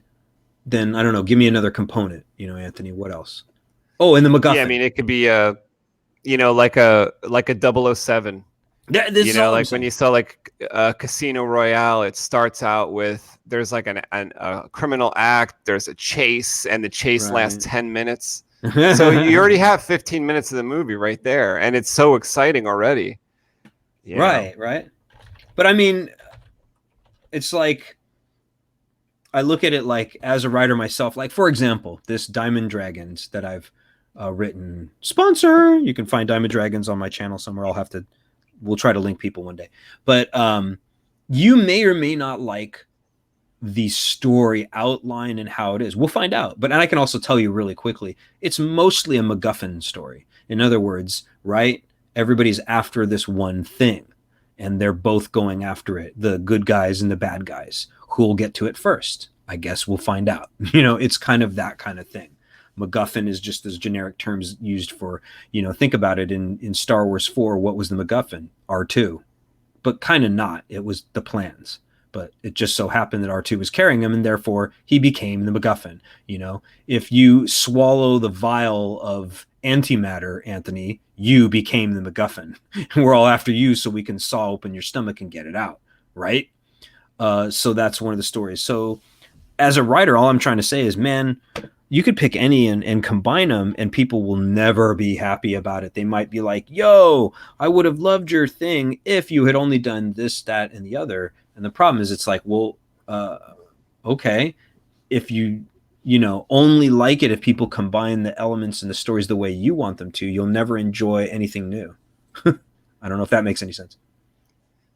Yeah, I mean, believe me, I welcome new stuff like that. Believe me, I do. I just feel like these newer ones didn't really contain that spark that I wanted to see. I really wanted to see something epic, like we were going to be watching The Matrix or something, Mm-hmm. Like we were going to be watching a new Matrix. Yeah, I see what you're saying. And I mean, I don't know. I think it just depends. Like, I'm coming from the perspective, at least for me, that I like seeing new stories almost no matter what, even if they are what other people might refer to as jank. Like, I didn't like every single thing about all 3 films. No. For example, if you want to get me to be, Matt, come on, Matthew, NOVASTAR, be pissed off at Star Wars 8 or something. I'll be like, okay. In 8, I think it would have been better for the story, not necessarily like I need to change something crazily. But for example, they had the Admiral Holdo character, which I actually love. Laura Dern. I think her performance was absolutely great, and the character's pretty damn cool, and that's all well and good. But it's like, in a different way, it's like, why introduce a new character here? Another admiral, and which is fine. But I understand, like, 30 years went by. Yeah, well, but only to kill her, especially when you have something like the Akbar character, which could ostensibly say, oh, he could have lived through all this too. If all these other guys did, couldn't the fish guy do to it? And it would have also been even more awesome because, let's be honest, Akbar doesn't have much to do in Return of the Jedi, so he's not developed as a character. So it would add some more, not to mention he could use that catchphrase, which everybody really elevated. I mean, let's be honest, there wasn't really much with this. It's a trap, but everybody just loved it so much. And it was really the only thing he said of any super import. But anyway, right near the end, he could have been the Holdo character. So just replace Holdo with Akbar. Akbar is doing all this stuff and etc. And then he's like, I have an idea. And then cut to, he could have went out like a hero. Well, and beyond that, it's just like we would have seen him. And then we wouldn't have to take a new admiral only to kill her. Plus, check this out. It would make it even more interesting with this thing of Poe meets him, and then for some reason he doesn't trust him, and then he does find out through the woodwork that there's a mole, and then instead of it being just stupid and rando, they could have just had it where there was a mole, and just as everything's about to go you know, to brass tacks, and I don't know how to explain it, but it's like the mole pops up, there's a quick firefight, and then Akbar shoots the mole because you can't tell. And he's like, yep, we knew that there was a traitor amongst us, but we just didn't know who. And Poe's like, huh? And he's like, so that's why I didn't tell your janky ass. You know, I would have loved to see some more, you know, little spy type of covert moments with the rebels. It would have solved everything. It would have solved everything, son, and it doesn't change anything. But I would say also too, he also have said, and that's why I didn't tell your janky ass. Not to mention, you are below my rank, and you don't, you know, if you don't need to know, you don't need to know, and you didn't need to know. That's why you don't know. But anyway, I'm going to go back to being an admiral, and you might learn from leadership. And I like that beat. The fact that Poe needs to learn to be a leader and not this hothead who goes like, hey, wait a minute, I want to do it my way. And they're like, your way's fucked up, dude. Get out of my face. I mean, I want to see some more logic, though, brought into it when we're talking about these feats that people are doing, though. Like when we see Poe shooting down 9 planes in a row. Something. We're establishing he's a good pilot, but you go like from where? Yeah, because we're all really thinking like that's kind of the one thing that I don't like at all about these new movies is that when you think a little bit on them, when you go deeper and deeper and deeper, like there's not much, at least to me, there's not much where we can go, because there's always a point that we're going to get to where we're going to find something and we're going to say, well, why did that happen? And we're going to just come to like kind of a writing mistake. Whereas back in the day, you always could ask a deep question and then kind of ponder it, and you could be okay with that. There wasn't like stupidity behind it. You know, for instance, like if for instance, even if it was Admiral Akbar, who was going to run his ship with a hyperspace booster through a fleet full of bad guy ships, then we would have had to ask a bunch of questions like, you know, okay, so is this how we're going to fight war from now on? We're just going to have kind of one suicide guy in an X-Wing or a Z-95 headhunter which is expendable, and someone who hates life and just going to shoot himself into the bad guy fleet from now on, which is probably how they would do it. Or if we already knew this was possible, why weren't we doing this back in the day during episode 4 when I agree. We were all committing suicide anyway? Then you go to like the healing powers of Rey, where she doesn't really learn it from anybody, but she could heal. They're also showing Baby Yoda healing people in the Mandalorian show. And then we have to go back and ask the questions. Why did Qui-Gon have to die then? When, you know, some of these problems existed in the prequels too. There was one look, but they were they didn't hurt anything. When this existed in the prequels, for instance, episode 1, The Phantom Menace, when Obi-Wan and Qui-Gon have the super ability to run at 500 miles an hour, and we never see this again. Maybe this could have solved some issues later on. I will freely admit, see, this is what I mean. When you get to the arguing the minutia, and you're absolutely right that you're like, it doesn't matter. But I agreed. Like when that happened, I remember I was in the theater and I kind of chuckled. I'm like, oh, what the hell? They can run fast now? Like, dude, you know how many problems we could have solved like in so many ways? If anybody relearned this, because it's arguable that they say, well, these happened a long time ago, and maybe, you know, all those powers were lost and people forgot about them. It's like, yeah, but then they could have been relearned. So the fact that Luke couldn't just run really fast all over Vader and be like, ha ha ha ha, Dad, you can't reach me, can't get me. He'd be like the baby Jack from The Incredibles, bro. Yeah, it would be like that's what I kind of mean when I say, see, this is like the little threads that I'm pulling at, that I'm tugging at when I'm saying what these movies could have been. You know, let me just tell you, we had John Williams who said I'm going to do 7, 8, and 9, and that's the end of it for me. So you had John Williams, you had Mark Hamill, Carrie Fisher, and Harrison Ford who said, listen, we don't want to come back, but we will. So they're back, but still no one had the forethought to say, hey, how about you guys get in the same room as each other, and we'll do a scene or 10 where you guys can be together and we can introduce these new characters in a way that won't diminish your characters. Because the only way we can think of right now is to say you guys are shit and horrible to build our characters up. But in the real world, that's not how we do it. Like when I want you to be brought up, I don't put Kevin down to bring you Hashtag up. fair. Hashtag fair. Yeah, it's like that's not necessary. So we don't have to say that like, oh, Luke is a bum, he's depressed, he's living alone. Like just to say like, oh, this girl's the hero, can't you see? It's like that. No, it's not. No.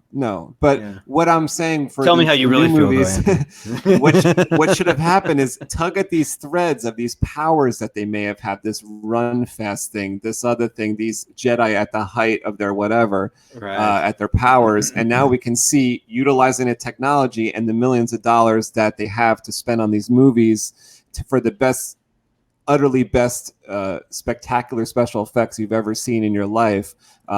Attach it to a fantastic story where, I mean, what's the problem with letting the fans like be happy? Now, I'm not the type of person who's saying I don't think you should do anything to please the fans. That's not what I'm saying. I'm not saying you should write down anything to please the fans. That would be pretty unfair if we were simply saying, oh, but all we want is 100% fans. Yeah. I know you're not arguing that. Yeah, and I'm not at the other end of the spectrum, which is I think we got with episode 8, where the director's saying, listen, whatever you expect, I'm going to do the opposite, you know? Like I kind of loved that. Not there either, you know? And I kind of loved it, but you know.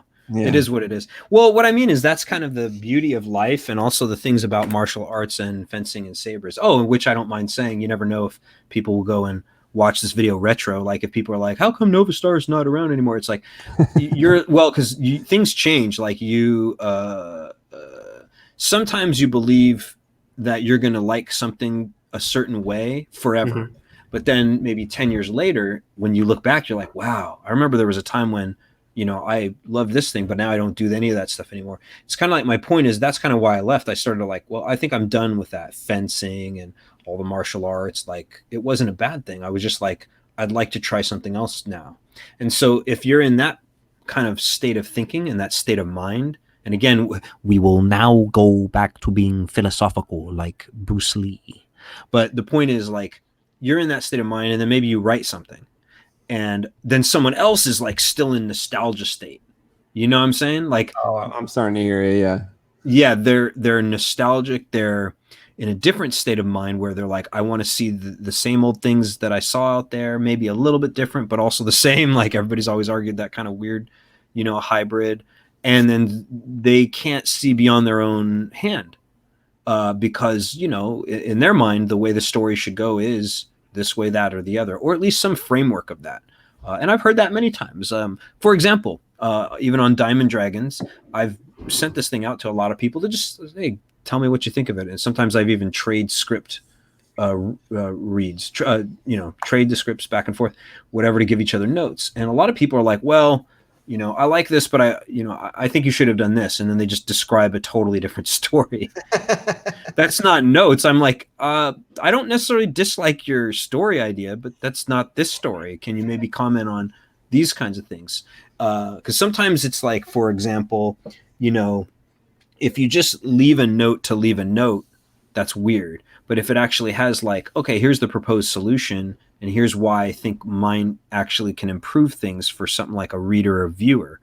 But then there's like, if I just say, well, you know, I would have told the story like this, and you're like, well, that's cool, but it's a different story. So we have to kind of be accepting of certain different stories. But I think your point is, yo, they chose some jank ideas, is what from your perspective, right? I think so. Yeah.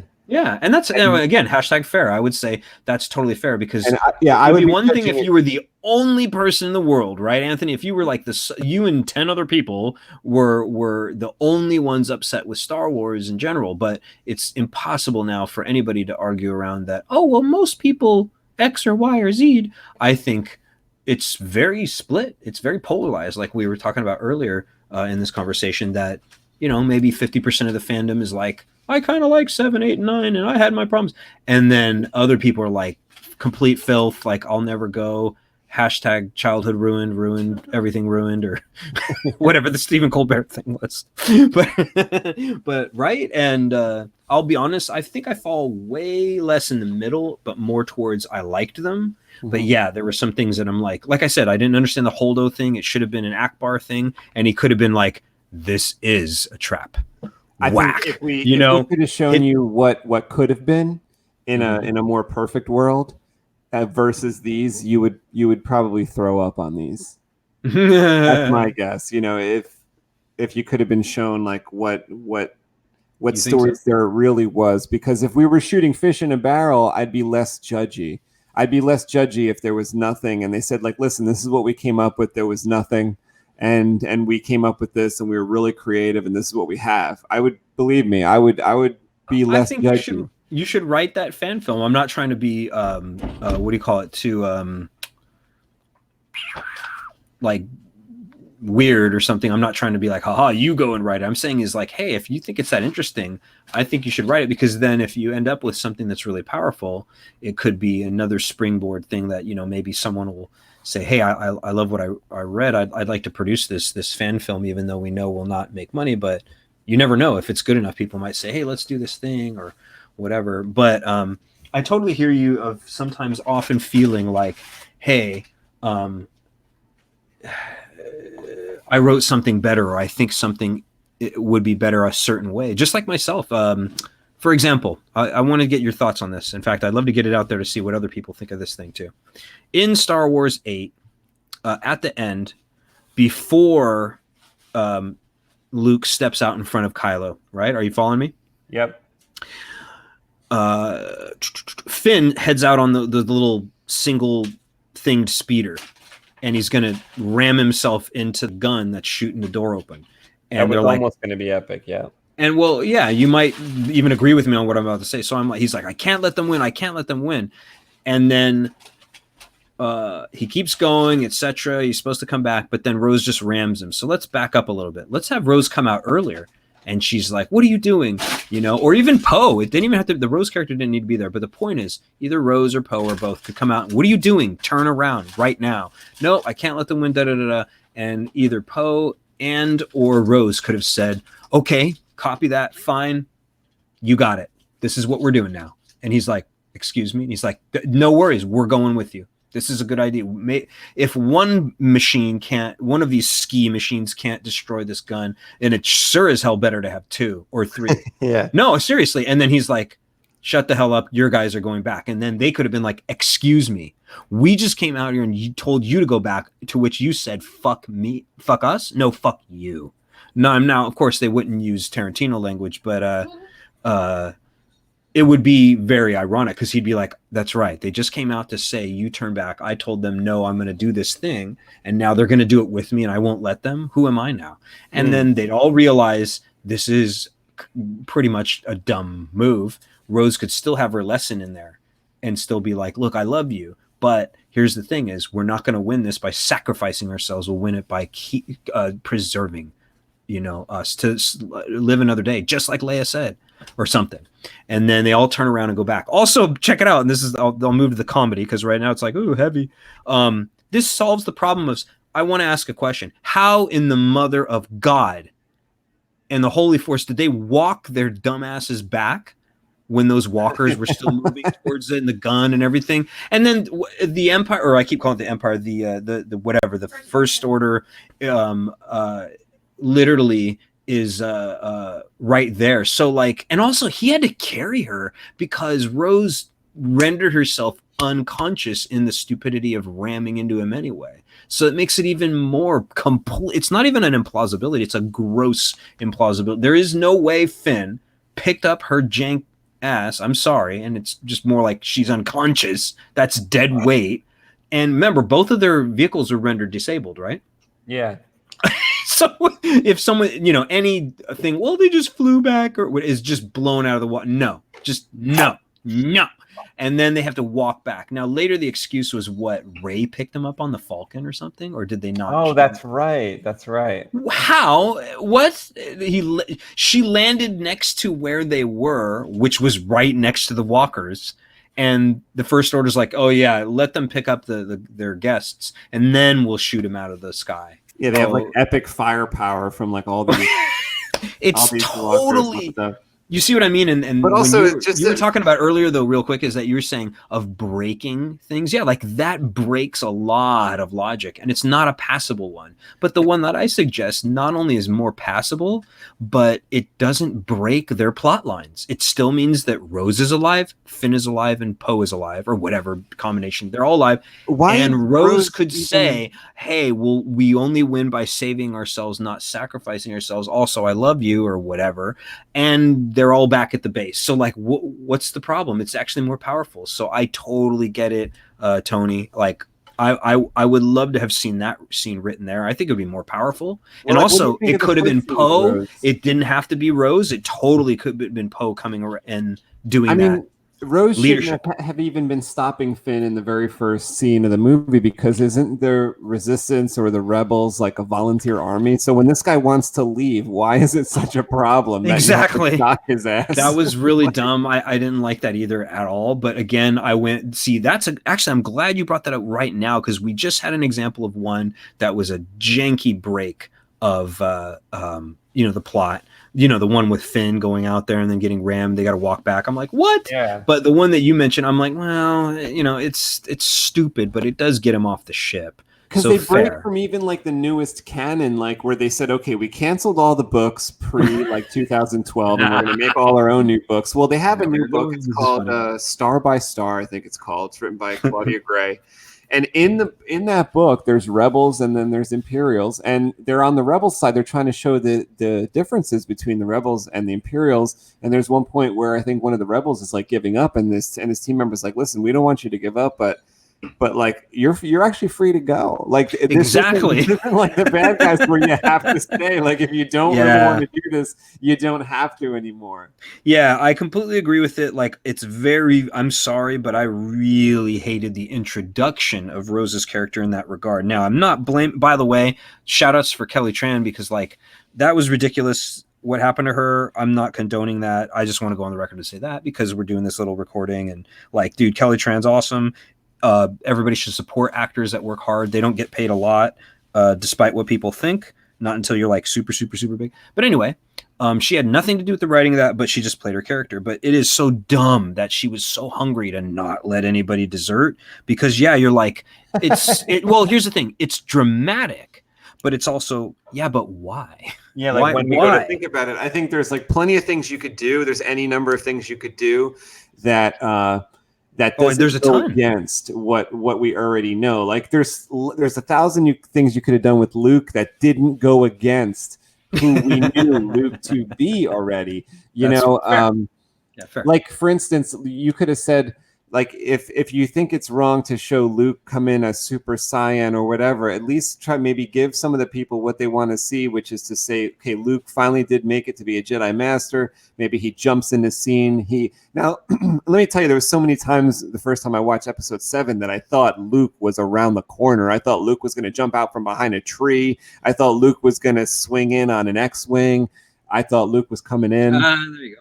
I got what you're putting down. I'm not disagreeing with any of it. In fact, it's funny. Like, again, that's why I'm saying you might as well write this fan film, or at least a scene or two. That's how that all starts. I feel because they kind of already wrote it, which is all these books and stuff. Like there was one point in the series of books that, politically how people can turn against somebody.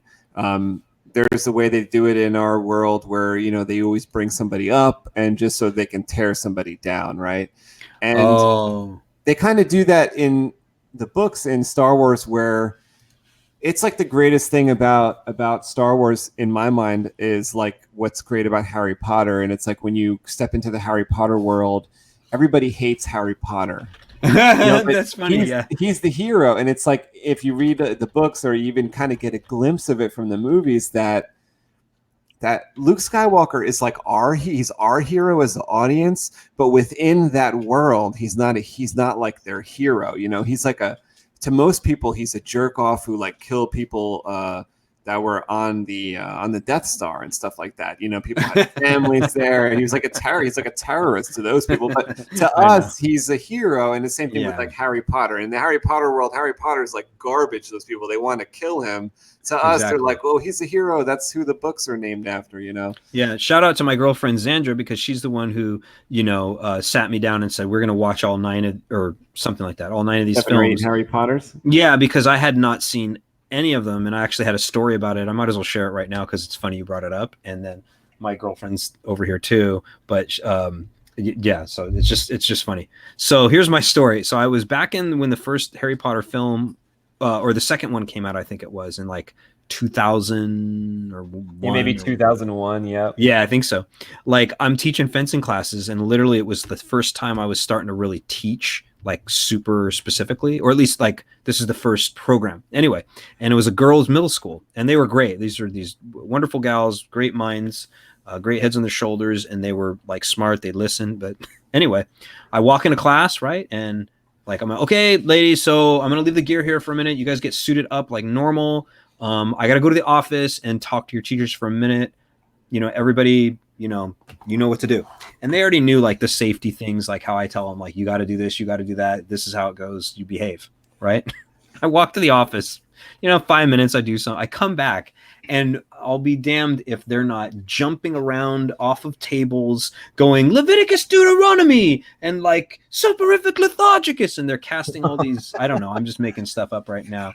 And, like Oculus Reparo. There we go. I remembered one. Congratulations. Yay me.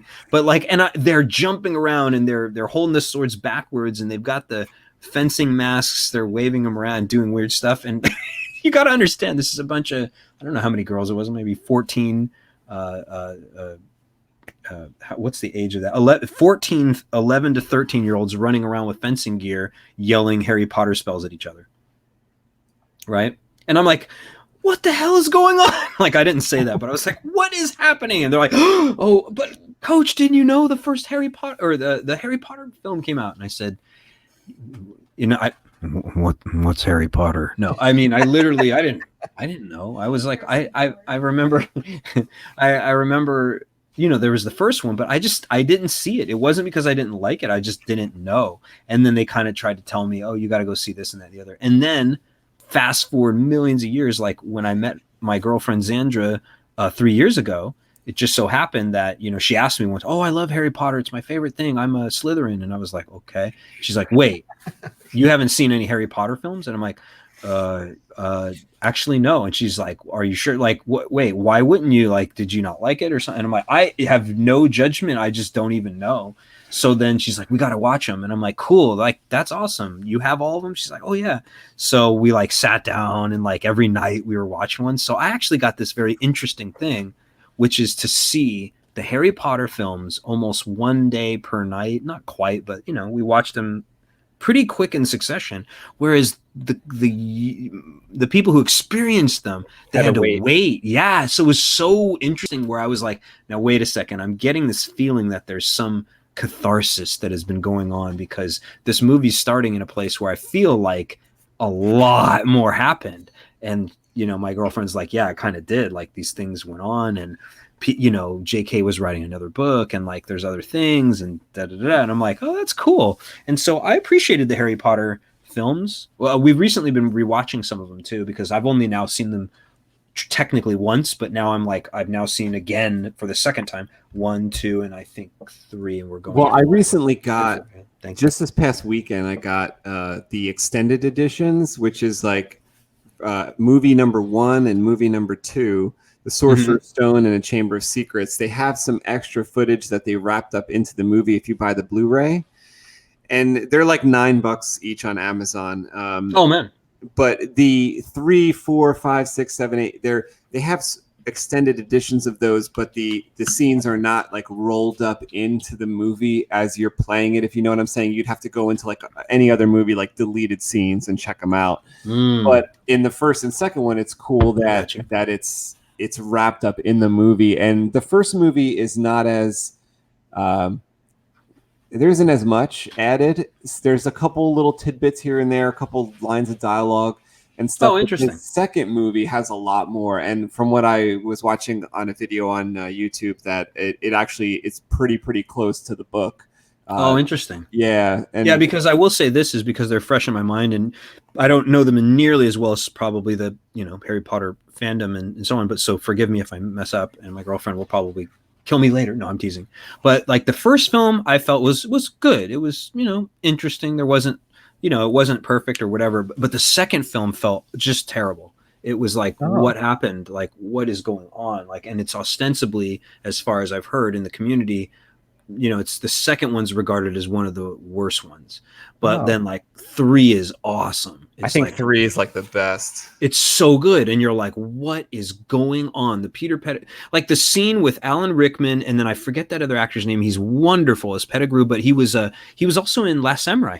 He was the reporter. He's so good. He's such a great character actor. Right around that time, he was in like 5 movies that year.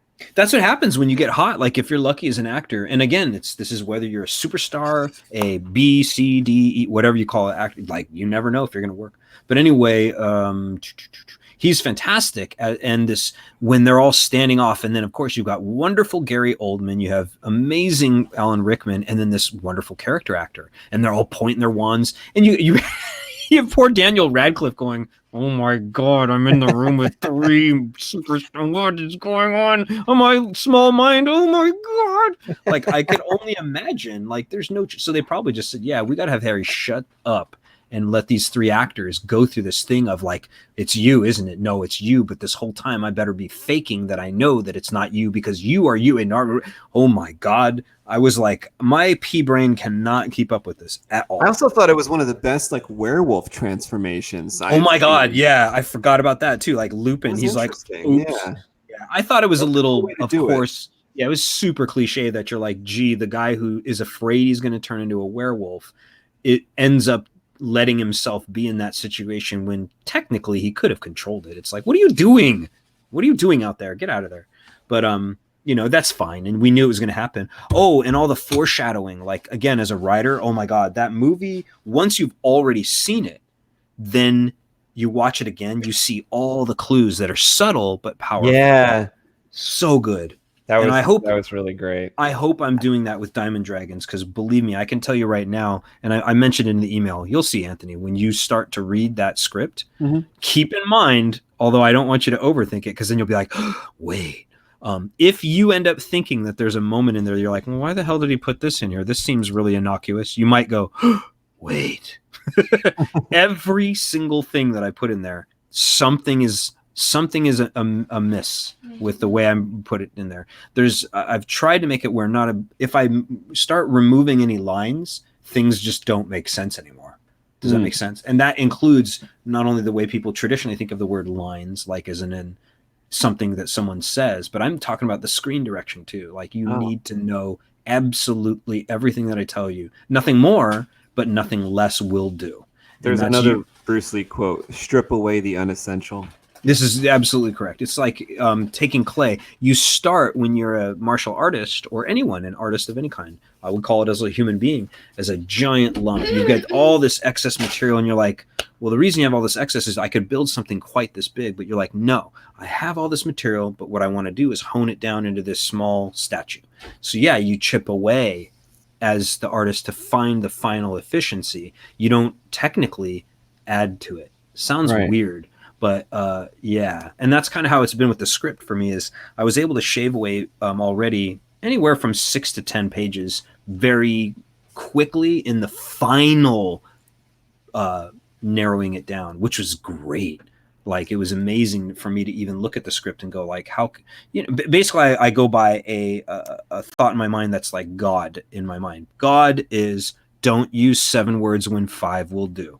In the script. I might actually be very talkative in real life, but in the script, I'm like, man, how can I say that? Do we need this line? And then my girlfriend, Zandra, who's also a writer, she's an actress. She's an amazing performer. She's like 3 times as talented as I am. But she's always helped me through this process. Like, I'll be like, hey, baby, come here. Like, let's read some of these lines. Will you tell me, do you think that Dupre needs to say that? And she'll be like, I don't think and then sometimes it'll be, oh yeah, definitely do not delete, Yeah. And other times it'll be like, I'm not a fan of that. You should probably get rid of it. Or it'll be like, well, why do you have him say the second line? And I'll be like, oh, good point. It just echoes the first line. You don't need. Well, to give that kind of advice, you really need to know the story kind of through and through, and that's why she does. Yeah. Advice from somebody who just read through it once may not be the best kind, because they won't have the full threads of the interweaving as someone totally who agreed goes through 2-3 times. Totally agree. But I will say that as for a screenplay, the way that you're supposed to do it, if you do it right, and again, this is from the information from the professionals, but it's also not that non-obvious, like it's totally obvious, is you want to write it where, as a reader, Anthony, if you read something that I wrote, the first page makes you want to read the second page. And the second page makes you want to read the third page, and so on and so on.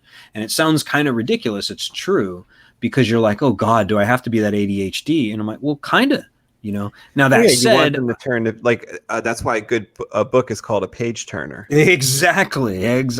Now that said, you also have to be, and this is something I've been arguing that we're losing from the younger generations and also the internet-based one. And let me explain: is the idea of someone saying, "Are you a reader?" I think is a misnomer sometimes, because now we have, can you read? In other words, in this case, the English language. That's fine. But are you a reader? Are you an understander? It's even deeper than that. Is, can you look at something and be like, I don't think I quite comprehend exactly what's happening here, but it's not poorly executed. So I'm going to keep going, and I'm going to kind of file that away. And if later, as things progress, I start to see like, wait a second, I'm not seeing setups. I'm not seeing what I believe might be foreshadowing. I'm not feeling the structure. I'm not getting these very specific things, because the writer has to guide you on this path. Then a lot of failures can happen through there. But I argue that, look, if you read the first 3 pages of any screenplay, it's going to pretty much suck for the most part. You're not going to know anything. I'll give you an example. I was talking to one of my vocal actresses. Her name's Deneen Rochelle, and she's going to voice the character of Gertie in my script in Diamond Dragons, who's basically like an old grandmother dragon. And you'll understand it when you read it. Gertie's wonderful. But anyways, I was telling Deneen, I'm just sitting there like, talking about, these script ideas that I'm like, did you ever read the first few pages of The Matrix, the script? And then it's like, can you kind of pretend in your mind that you don't know anything about it? And then you're reading it as it's unfold. Like, say this is the first time you've ever picked up the material, The Matrix. And again, it's not a movie right now. Like, maybe you're just a screen, you read screenplays, let's say. I think I would think it was garbage. You're getting my drift. Is basically, here's what happens. It goes, we establish these weird dudes with sunglasses and suits, and they've got an earpiece, and we do this, and there's the cops, and then they're like, yeah, we got one little girl inside of a building here. We're just going to have to get her out. And then more shots. And it's like, oh, I see.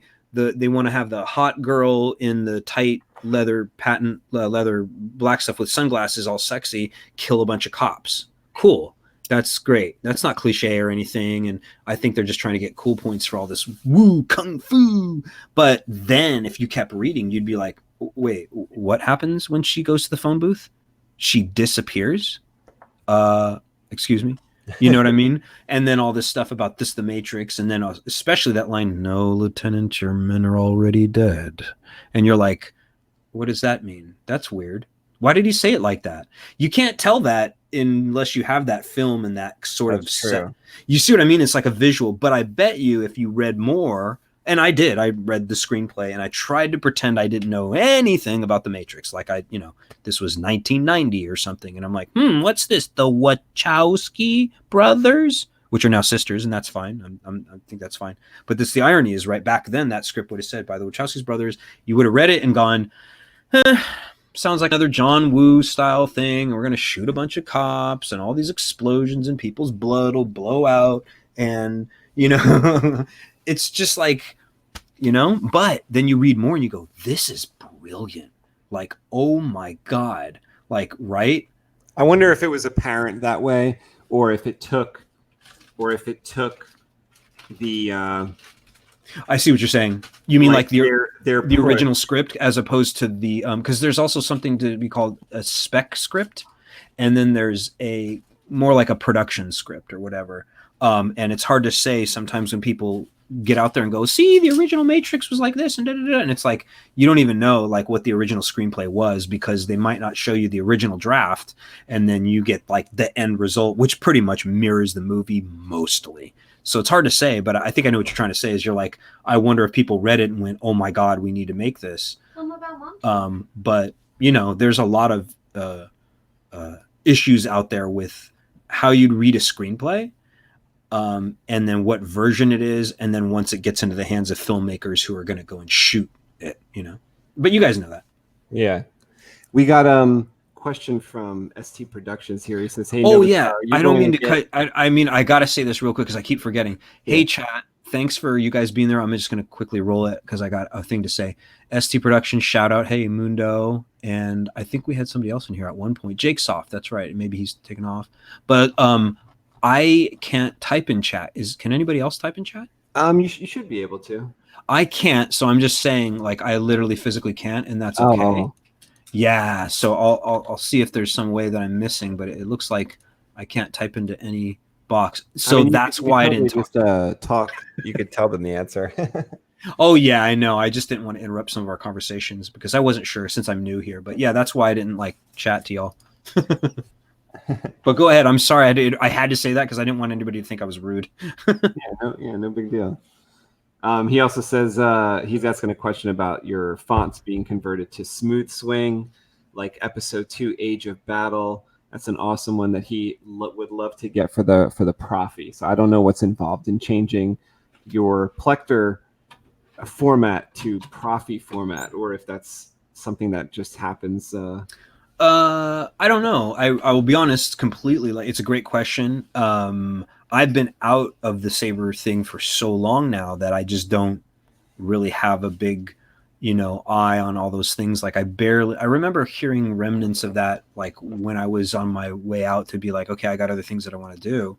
But I'll be completely honest. I really have. I've been focused completely on this screenplay, this Diamond Dragons thing, for so many years now. Literally, I've been developing for almost 3 years, really. So I don't have a bead on that. Someone would literally have to be like, we're going to contact you and we'll talk to you about this. And this is how it works. And blah, blah, blah, blah.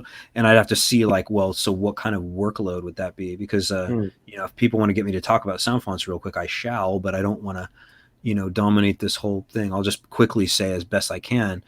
So for me, let's see, I made over 120 of them. I want to say that's about how many it was. So that is about, I want to say there was like 70 sounds per font, something like that. And when you do the math, it's a lot of sounds. You do the math, that's a lot to manage. And it became so messed up. And then like my hard drive crashed and my backup didn't work. My secondary backup did not have the newest things. So I lost like a lot of my work. But I got some of it back and It's like hard to explain, but like I was just like, I think this is too many, and like I'm done. Like I don't need to do a whole lot more of the sound fonts. But so the conversions of these fonts to other things could be plausible. It's just hard to say. Like if it means I need to re-engineer all of it, the answer is probably unlikely, unless like some third party is going to be like, hey, what's up, or something, and try to be like, hey, we can help you. Help you, I can. Yes. Cannot get your fonts out. Maybe there's a way that it's plausible. Yeah. Like, I mean, I'm not adverse to it. It's just, I don't know any of the process of it. And the problem also lies in, I'm doing other things with my life. And, again, this one day I might have to try to go back to the Saber community and be like, yo, Diamond Dragons, come support a brother's attempts to make his own hero's journey matter. Cause that's really what I wanted to do, is move away from other people's IP. And develop my own. And you'll see that again, Anthony, when you read it, that you'll be like, wow, all this stuff is like totally brand new. And I'll be like, yep, pretty much. Yeah. But I'm never That's adverse. what I hope for like Albatross too, like this comic that Kevin and I are working on. Yeah, it looks dope. I mean, like, seem to like drop out, but You know, it's just everything I see. It's like nothing in the world is new anymore. Like everything I see, just I see different aspects of my comic book in the different things. 100%. Today I saw a bit of a Alita Battle Angel, and I'm like, 100%. A lot of that looks like my comic book. You're getting my drift, and you know what? That's not bad. It's funny. I'm glad you brought that up because in these, I'll be on these writing groups. I tend to get on these Facebook writing groups. So like, if people want to see me chat and all, I'm in a lot of screenwriting groups, at least, you know, a good portion of them. Anyway, they brought up this concept of they're like, oh, well, I'm afraid someone's going to steal my idea and da-da-da. And everybody's like, yo, for the millionth time, ideas are not protectable, and they're not important anyway, because an idea on its own is just too cliche on its own and also not very useful. It's how you combine them. But the irony is, it's like people are going to combine them in the same ways all the time. Totally dead set, obvious, impossible to refute examples is you use the motif that was learned from George Lucas, by George Lucas from Joe Campbell, who pretty much kind of wrote the book on the hero's journey. It's called The Hero of a Thousand Faces. And of course, the hero's journey is like Star Wars, Lord of the Rings, Harry Potter, The Matrix, and all sorts of ones like this, right? But the irony is they all have the same components.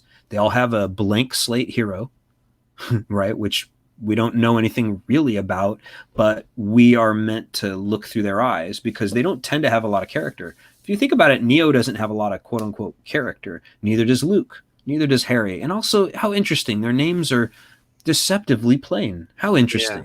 Harry and Luke, and with Neo meaning the one, and also Neo meaning new, like Neolithic.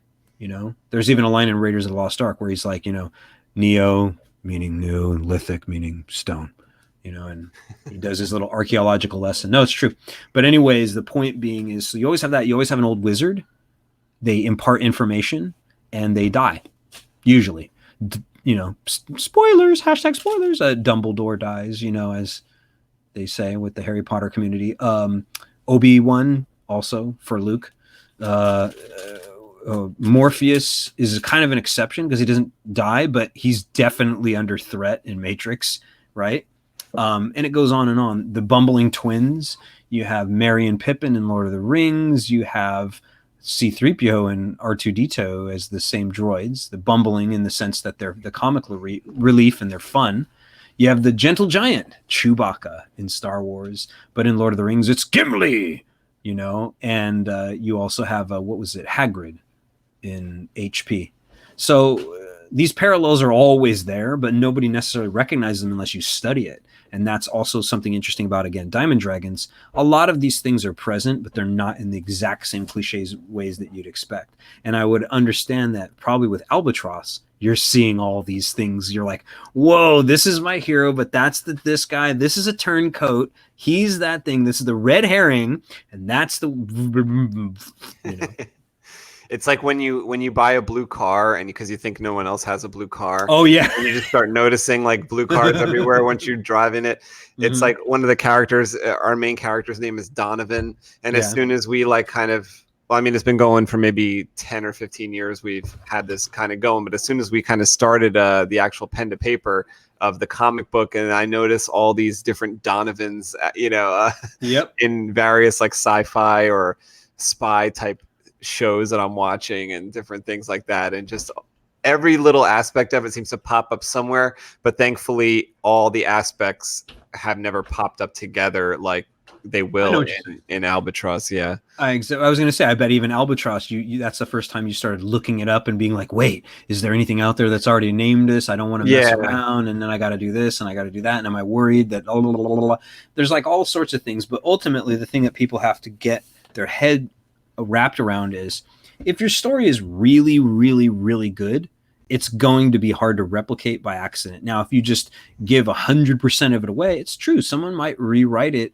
and not use your characters and not this and that and the other, and they'll move it all around. But it's like, yeah, that's called homage. That's the whole point, is like, you know, the reason the hero's journey is homage so many damn times is because it's so good. It's how you tell stories. And it's probably ingrained in us since we were all cavemen and whatever janky hominids, that you had to show some kind of structure, because otherwise people wouldn't know. Like, think about when you're just in a conversation with anybody, you never like tell a story in a really awesome way.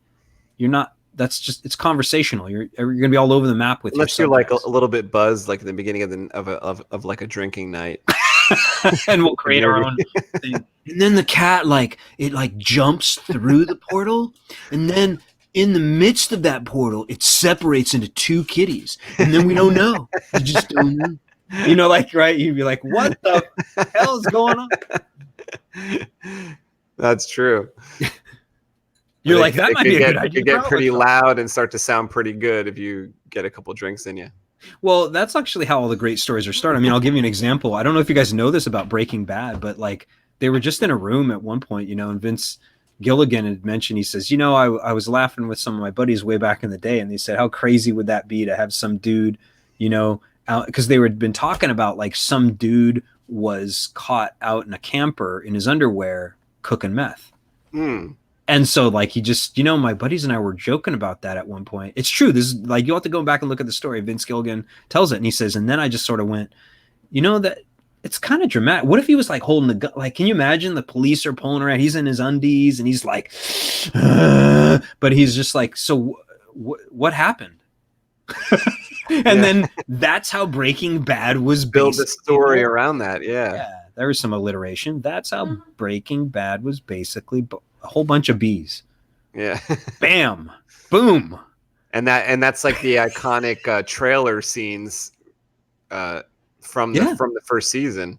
Yeah, and I didn't know what in the bloody hell it was. I only saw it later, but it is absolutely fantastic. Like for me, Breaking Bad and Better Call Saul, some of the best writing I've ever. I love Better Call Saul. It's so they're so good. I love Saul so much. I know. I couldn't believe it when they announced that he was going to have his own show. I couldn't believe it because that was like my dude from.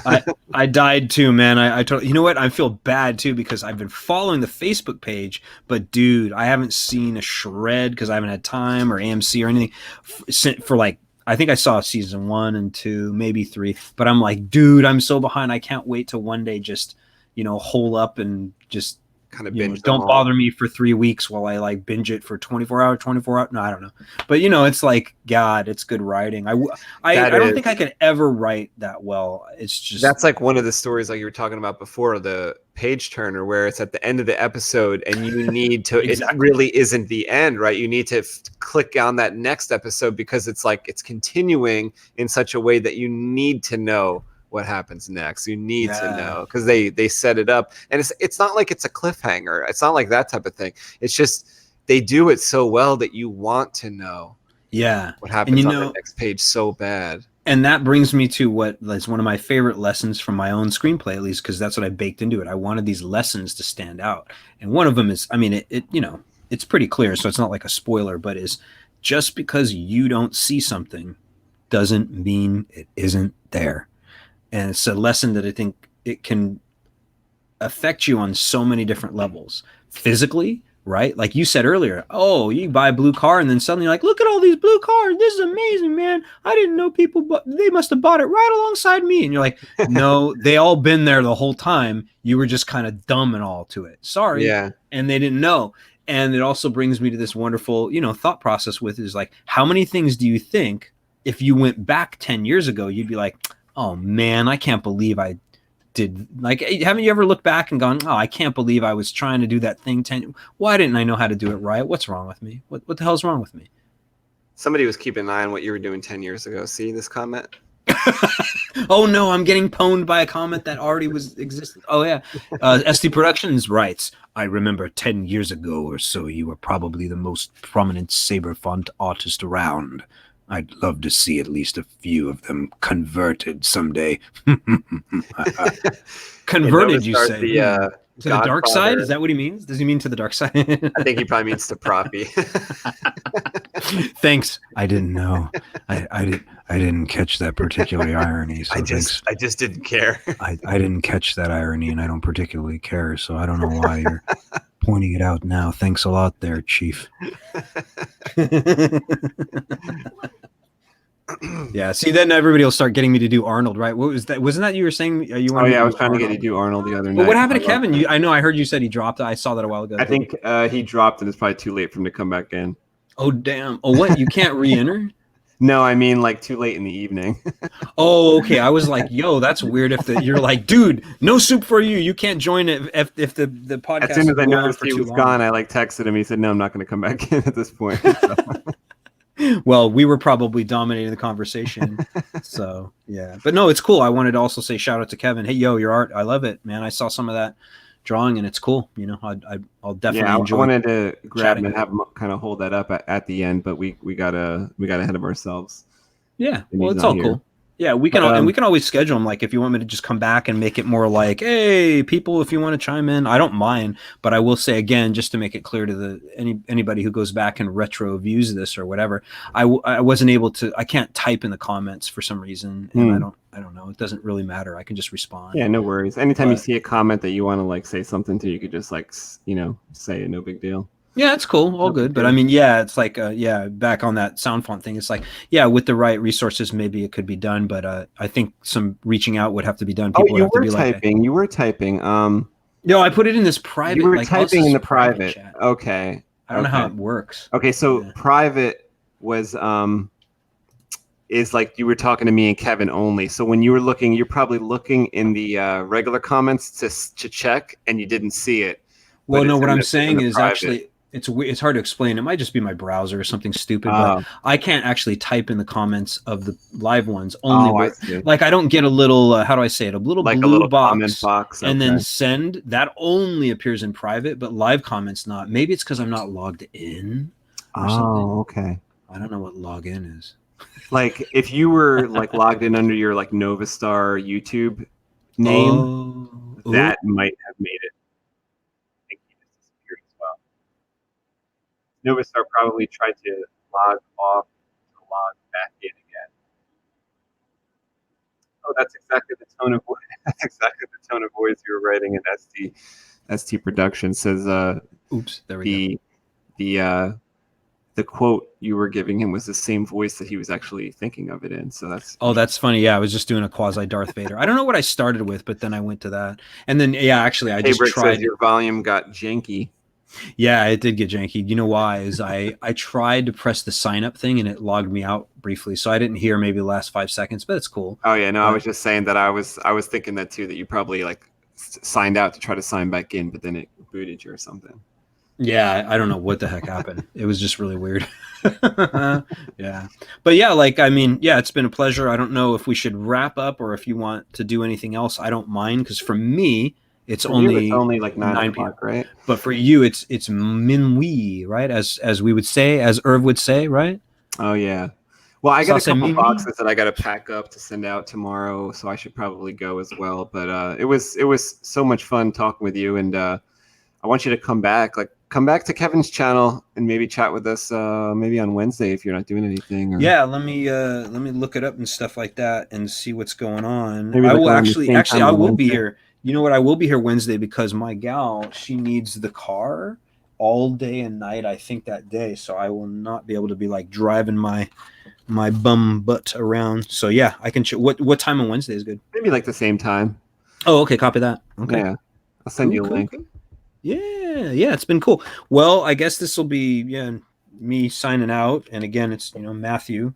I don't really go by Nova anymore, but people can still call me that. I don't care. Well, I like that you put it so people know who you are. It was kind of a surprise for a lot of people that are seeing you in this comic book stream. I should have invited you first to a lightsaber stream or something like that. But we were going to do that too. And I know you're not super into that anymore, but we do have a lot to say about that still. Oh yeah, no, I don't want to also give any audiences the wrong idea. It's like, it's not like I'm like, I don't like that anymore, but it's just like I just don't do any of that stuff anymore. Like your time isn't focused on that.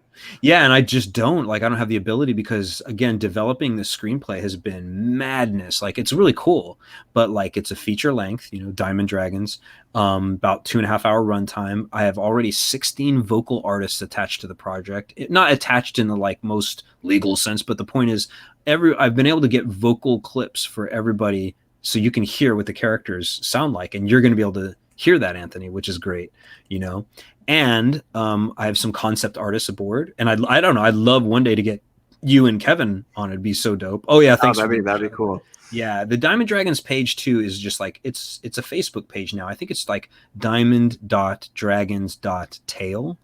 But there's really not going to be that much on it until I start really developing things more. If people want to read the script, they can definitely email me and or just contact me on, like, I don't know, Facebook or something like that. There's ways to do that.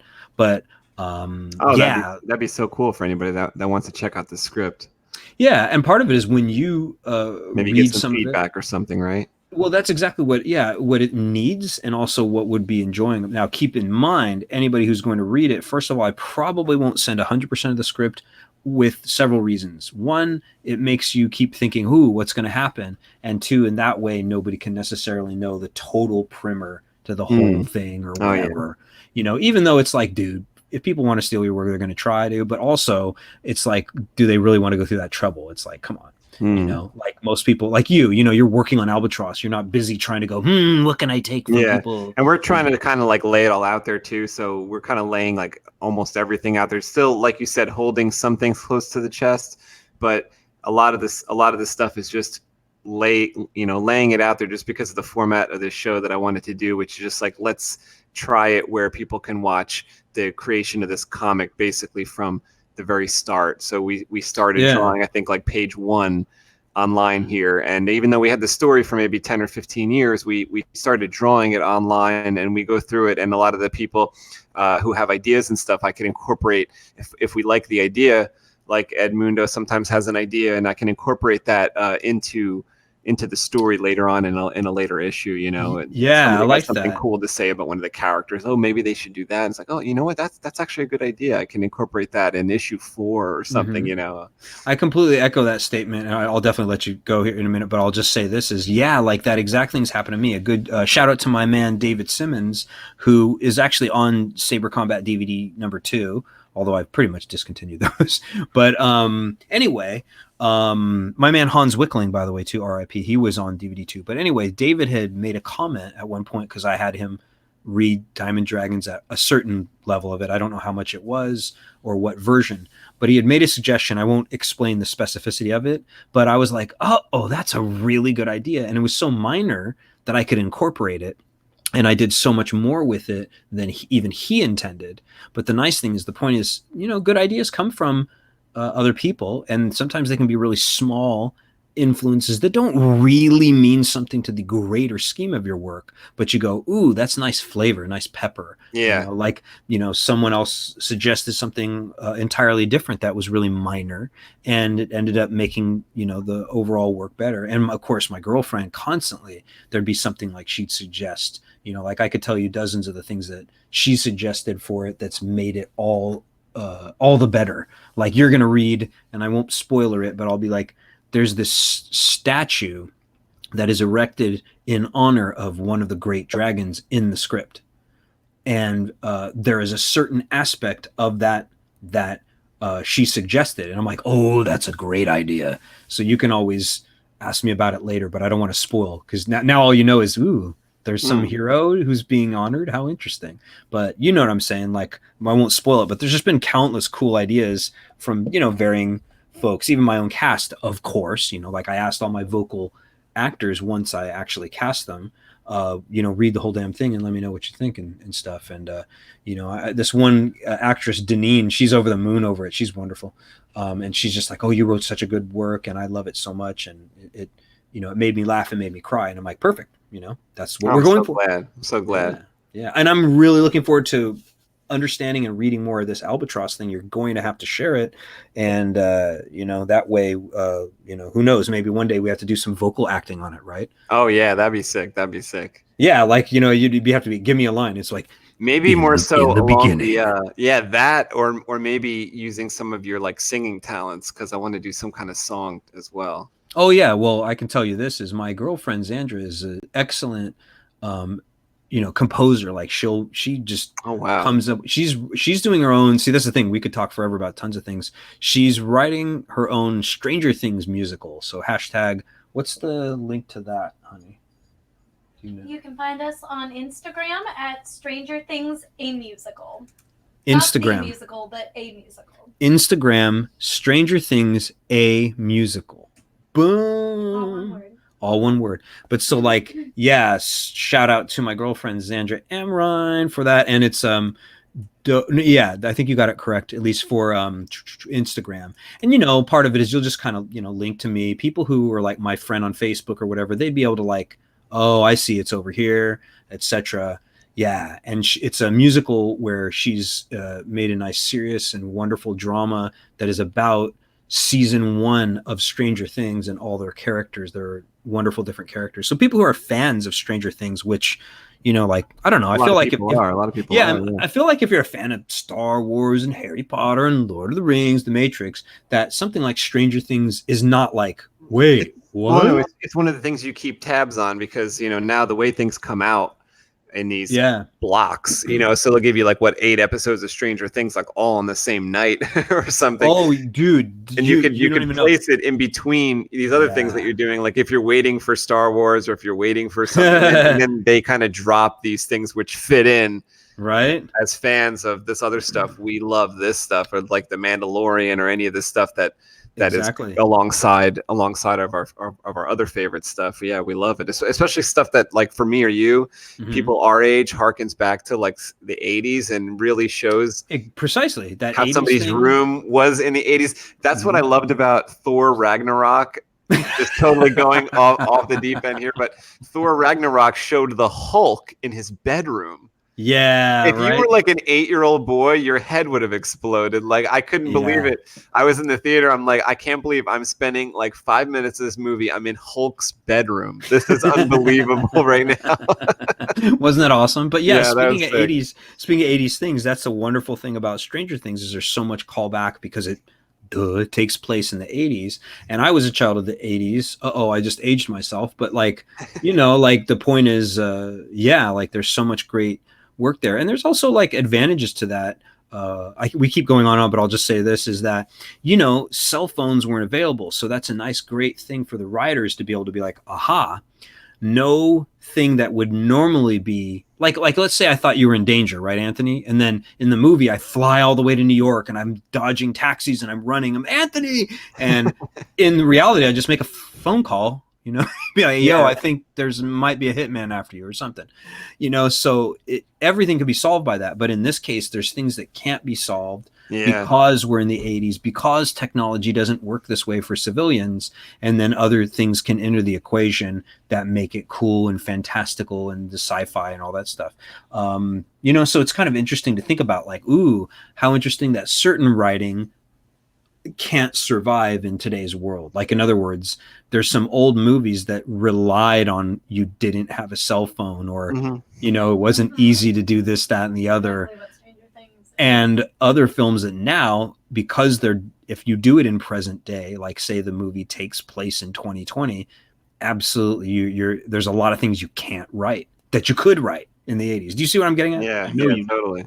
Yeah. So, or you just say, oh, screw it. We need to rewrite this is a new world where, you know, people communicate with their mind in this world because of nanotechnology. And you're like, oh, okay, cool. We got it. Just like the Force. It's always not necessarily a gimmick, but it's like there's something established in your world that needs to count for something. And there must be other rules where you're like, oh, interesting. They don't have water. Huh.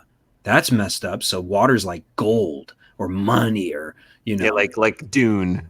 Exactly. Yeah. So because of course in today's world, no one would kill me over a bucket of water. But in that world, if you establish it, you're water like world, well, yeah, correctamundo. Or wait, as you know, Irv would say, exactement, right?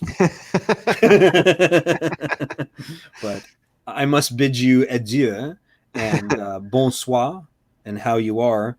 But it's been wonderful. I'm always pleased with our conversations, and like I'm just really super like appreciative, man. Like I'm, you know, like that you've supported my work, that you care enough to like be like, hey, let's talk and let's listen to Nova ramble about some janky thing or whatever, and that you're like, you know, an artist too, that you understand this process of writing and designing things and looking at things in different ways that other people only really sometimes absorb and kind of purchase, you know, but they don't necessarily understand the underground of the iceberg. You know, everybody sees the tip of the iceberg, and relates back to the main message of my screenplay, which is just because you don't see something doesn't mean it isn't there, you know.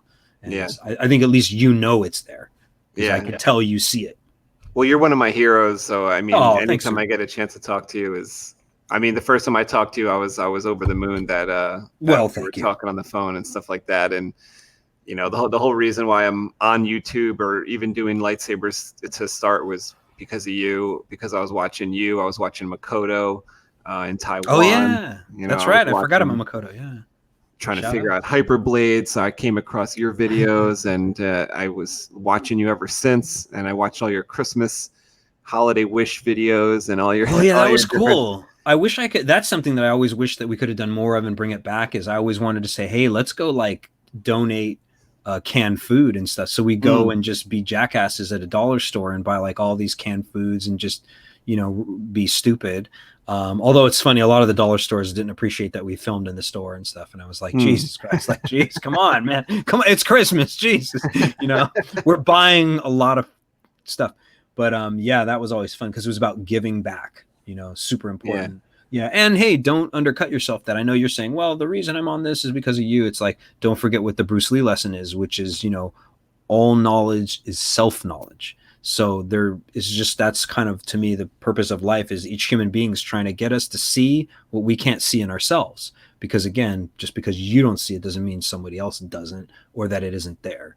And that's important. Like, you know, people might not know, hey, it took hundreds of thousands of hours of work for me to design all those sounds and work on them and then try to maintain them and try to make sure there weren't pops and clicks and errors and problems. And oh my God, like it started to get out of hand, man, like 125 plus on them. And it wasn't like, well, that's not that much. Yeah, I'm alone. It wouldn't be, but I was doing performances, choreography, suiting up as Darth Vader, you know, turning my small, short Yoda self or whatever Hobbit self into a, I think I ended up 6'3" in the costume. And I'm actually like 5'5" or 6, something like that. Yeah, I'm short. So, you know, doing that. And then what was the other thing I was doing? I forgot. Oh, the DVDs, teaching fencing classes, man. After a while, you're like, I don't have any more hours to allocate, you know? And then when you want to write a story like Diamond Dragons, and you have to, something's got to give. Well, that and having a child, you know, and doing all the things that has happened with my life, you know, like I'm, you know, transpiring through this and traversing through this divorce. And I got my wonderful girlfriend, Zandra. She's fantastic. Like, you know, I've known her now for 3 years, and she's like my soulmate. She's like the best thing ever. And she's super creative, obviously super beautiful. Some people would maybe only see that, like, like I see images, and it's like, yeah, well, we're not just our image, you know, it's not about image. You know, that's the problem with the faces of a lot of companies. They just think, hey, it's all about image. And I'm like, yeah, but it's what you do that counts. Like, I'll leave you with this because I know we got to go and we could talk forever, but Denzel Washington, I think everybody knows he's inspirational. He's arguably a fantastic actor, but most of all, he says a lot of great stuff that people need to listen to. He ministered to, thank you, Mundo. I appreciate that. Shout out. But Denzel Washington has all these things where he'd minister to these theater kids, and they're like all, you know, actors. It's a great video online where he's like, true desire in the heart for anything good is God's proof to you, or whatever the higher power of the universe is proof to you, sent already that it was yours in the beginning. Right? So that itch, that desire you have, whatever it is you want to do, you want to be in front of the camera, behind the camera, you want to draw the, you know, images, you want to design, you know, computer monitors, whatever it is you want to do, that desire was sent as a note for you to recognize that you've always been this, you know. But he's also saying, understand this, if you don't do the work, right, then that's nothing. It's going to build disappointment, because you're in this position to say, hey, I've got this talent, I've got this gift, I've got this thing that this is what I want to do, but you don't work at it, you know. then you're never going to get anywhere. You know what I'm trying to say? 100%. Yeah. So there was and a then quote like that from a famous artist that is a similar quote that it is like the same idea. I love it. I love that type of quote.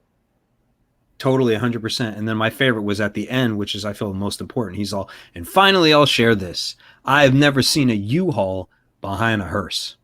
And he's like, I'll say it again. I have never seen a U-Haul behind a hearse. And he's like, I've been blessed with making hundreds of millions of dollars.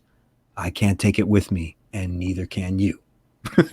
So he's like, it's not how much you have, it's what you do with what you have that counts. And we all have different gifts. And so it's all these things that he says.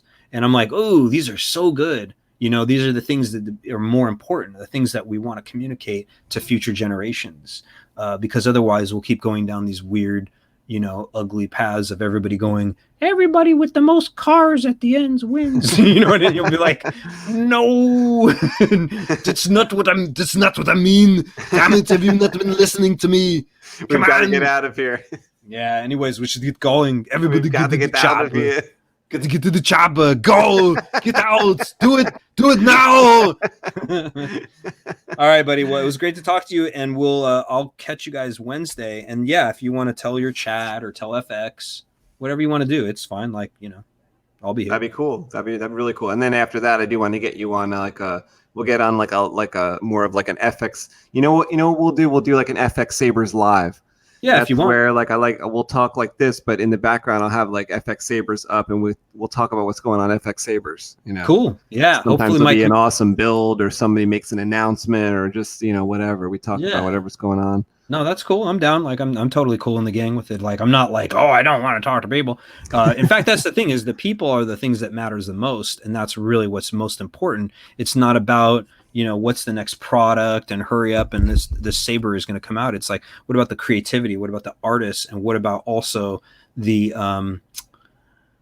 camaraderie? That's like again, like I wouldn't have made a Game of Thrones font because I didn't really know the show. I might have tried to approach it if people pushed me where, but then it's always people. The fact that you said, hey, I think you should make this thing, and here's a bunch of reasons why. And you sent me like the sound clips or the music, which I was like, wow, this is great music. Yeah. You know? So I wouldn't have done that. It's important. The people, that's the most important part of the aspect of it. And in sport, we don't lose sight of that, especially in the Saber community, where it can now become all about what's the latest, you know, product, you know, trademark and this, and we need to, you know, and now another product line has come out. And it's like, yeah, but what about the people creating it? Yeah. That's why I like to leave it, you know, at FX-Sabers and not on Facebook and stuff like that, because on FX-Sabers, well, on Facebook too, you can talk to who's making the product, of course, but I just like how close it is on FX-Sabers that Irv is there, and Frederick, who makes the Profi, and Andres, who makes the DIY Eno and the Stardust and some other boards, and Jake Soft, who was in the chat earlier. He's a programmer, and you know, you just kind of have everybody there in one place, which is cool. On Facebook, it's so large. The group is so large that I never know who's coming in and coming out and things like that. At least on FX, you have the hardcore group. Yeah. Well, and that's the thing. It's good for everybody to chat too, because then it goes back to things that when Kevin was still here early on, we were talking about, a lot of things go wrong when not enough separate groups of people discuss things, you know? And so it's really good if a lot of the communities come together and say, you know, this is where I think that the art should be going, not the industry. Everybody always talks about it like that. Well, which way is the industry going for this? It's like, how long? Oops, sorry, I just dropped my mic. It just fell off my table. It's fine now. Sorry, I just rip ears, right? But really quick is that it's like, it's important everybody gets together and says, where should the community and where should the art progress with this, so that we make it better for everybody, not the whole thing like you go do your thing and I'll do mine, and we'll see at the end who wins the race, because you'll be like, that's the opposite of what Denzel was talking about, right? Yeah. It's like, it doesn't work that way. I mean, you think it does, but then you'll be 70 or 80 and you'll be like, you know, all I had was money and I didn't have any friends. Everybody hated me because I was so cutthroat. And you'll be like, you reap what you sow, son, man. Good luck with that, you know? Yeah. So, yeah. But anyways, have a good evening, and we'll catch y'all. May the force be with you, and we'll catch you coming through on Wednesday. The Force will be with you. Come back on Wednesday for Comic Book Creation Live number 26. It's going to be on Kevin Cosme's YouTube channel, albatrossjunction.com. Go there and check it out. Check out Diamond Dragons. You can email NOVASTAR or get in touch with NOVASTAR through Facebook to get your own version of the script that he will send you for review. You can give him your ideas and stuff like that for his upcoming story, Diamond Dragons. And we will be back soon. Thanks again for everybody that stopped by in the chat. Thanks for leaving a comment. Thanks for stopping by. Thank you to Kevin, who left a little early tonight, but we'll be back here with Kevin on his channel on Wednesday. And every odd number Comic Book Creation Live is on my channel, Space Windu, and every even number is on Kevin's channel. This has been Comic Book Creation Live number 25. Thanks, Matthew. That was a lot of fun. You bet. Thank you. And my thanks to y'all. And again, super big shout out to chat. You know, it's cool if more people are in there, whoever it is, it doesn't really matter. Everybody's like humans. So we all want to like just converse and do our thing. But super big thanks to Space, aka Anthony and Kevin. Y'all are doing some good art. I can't wait to see more Albatross sponsor. So you guys got to go check out Albatross Junction here and keep watching the chat so you can like see how it's unfolding. Anyways, everybody, peace out and good night. Thank you. Good night.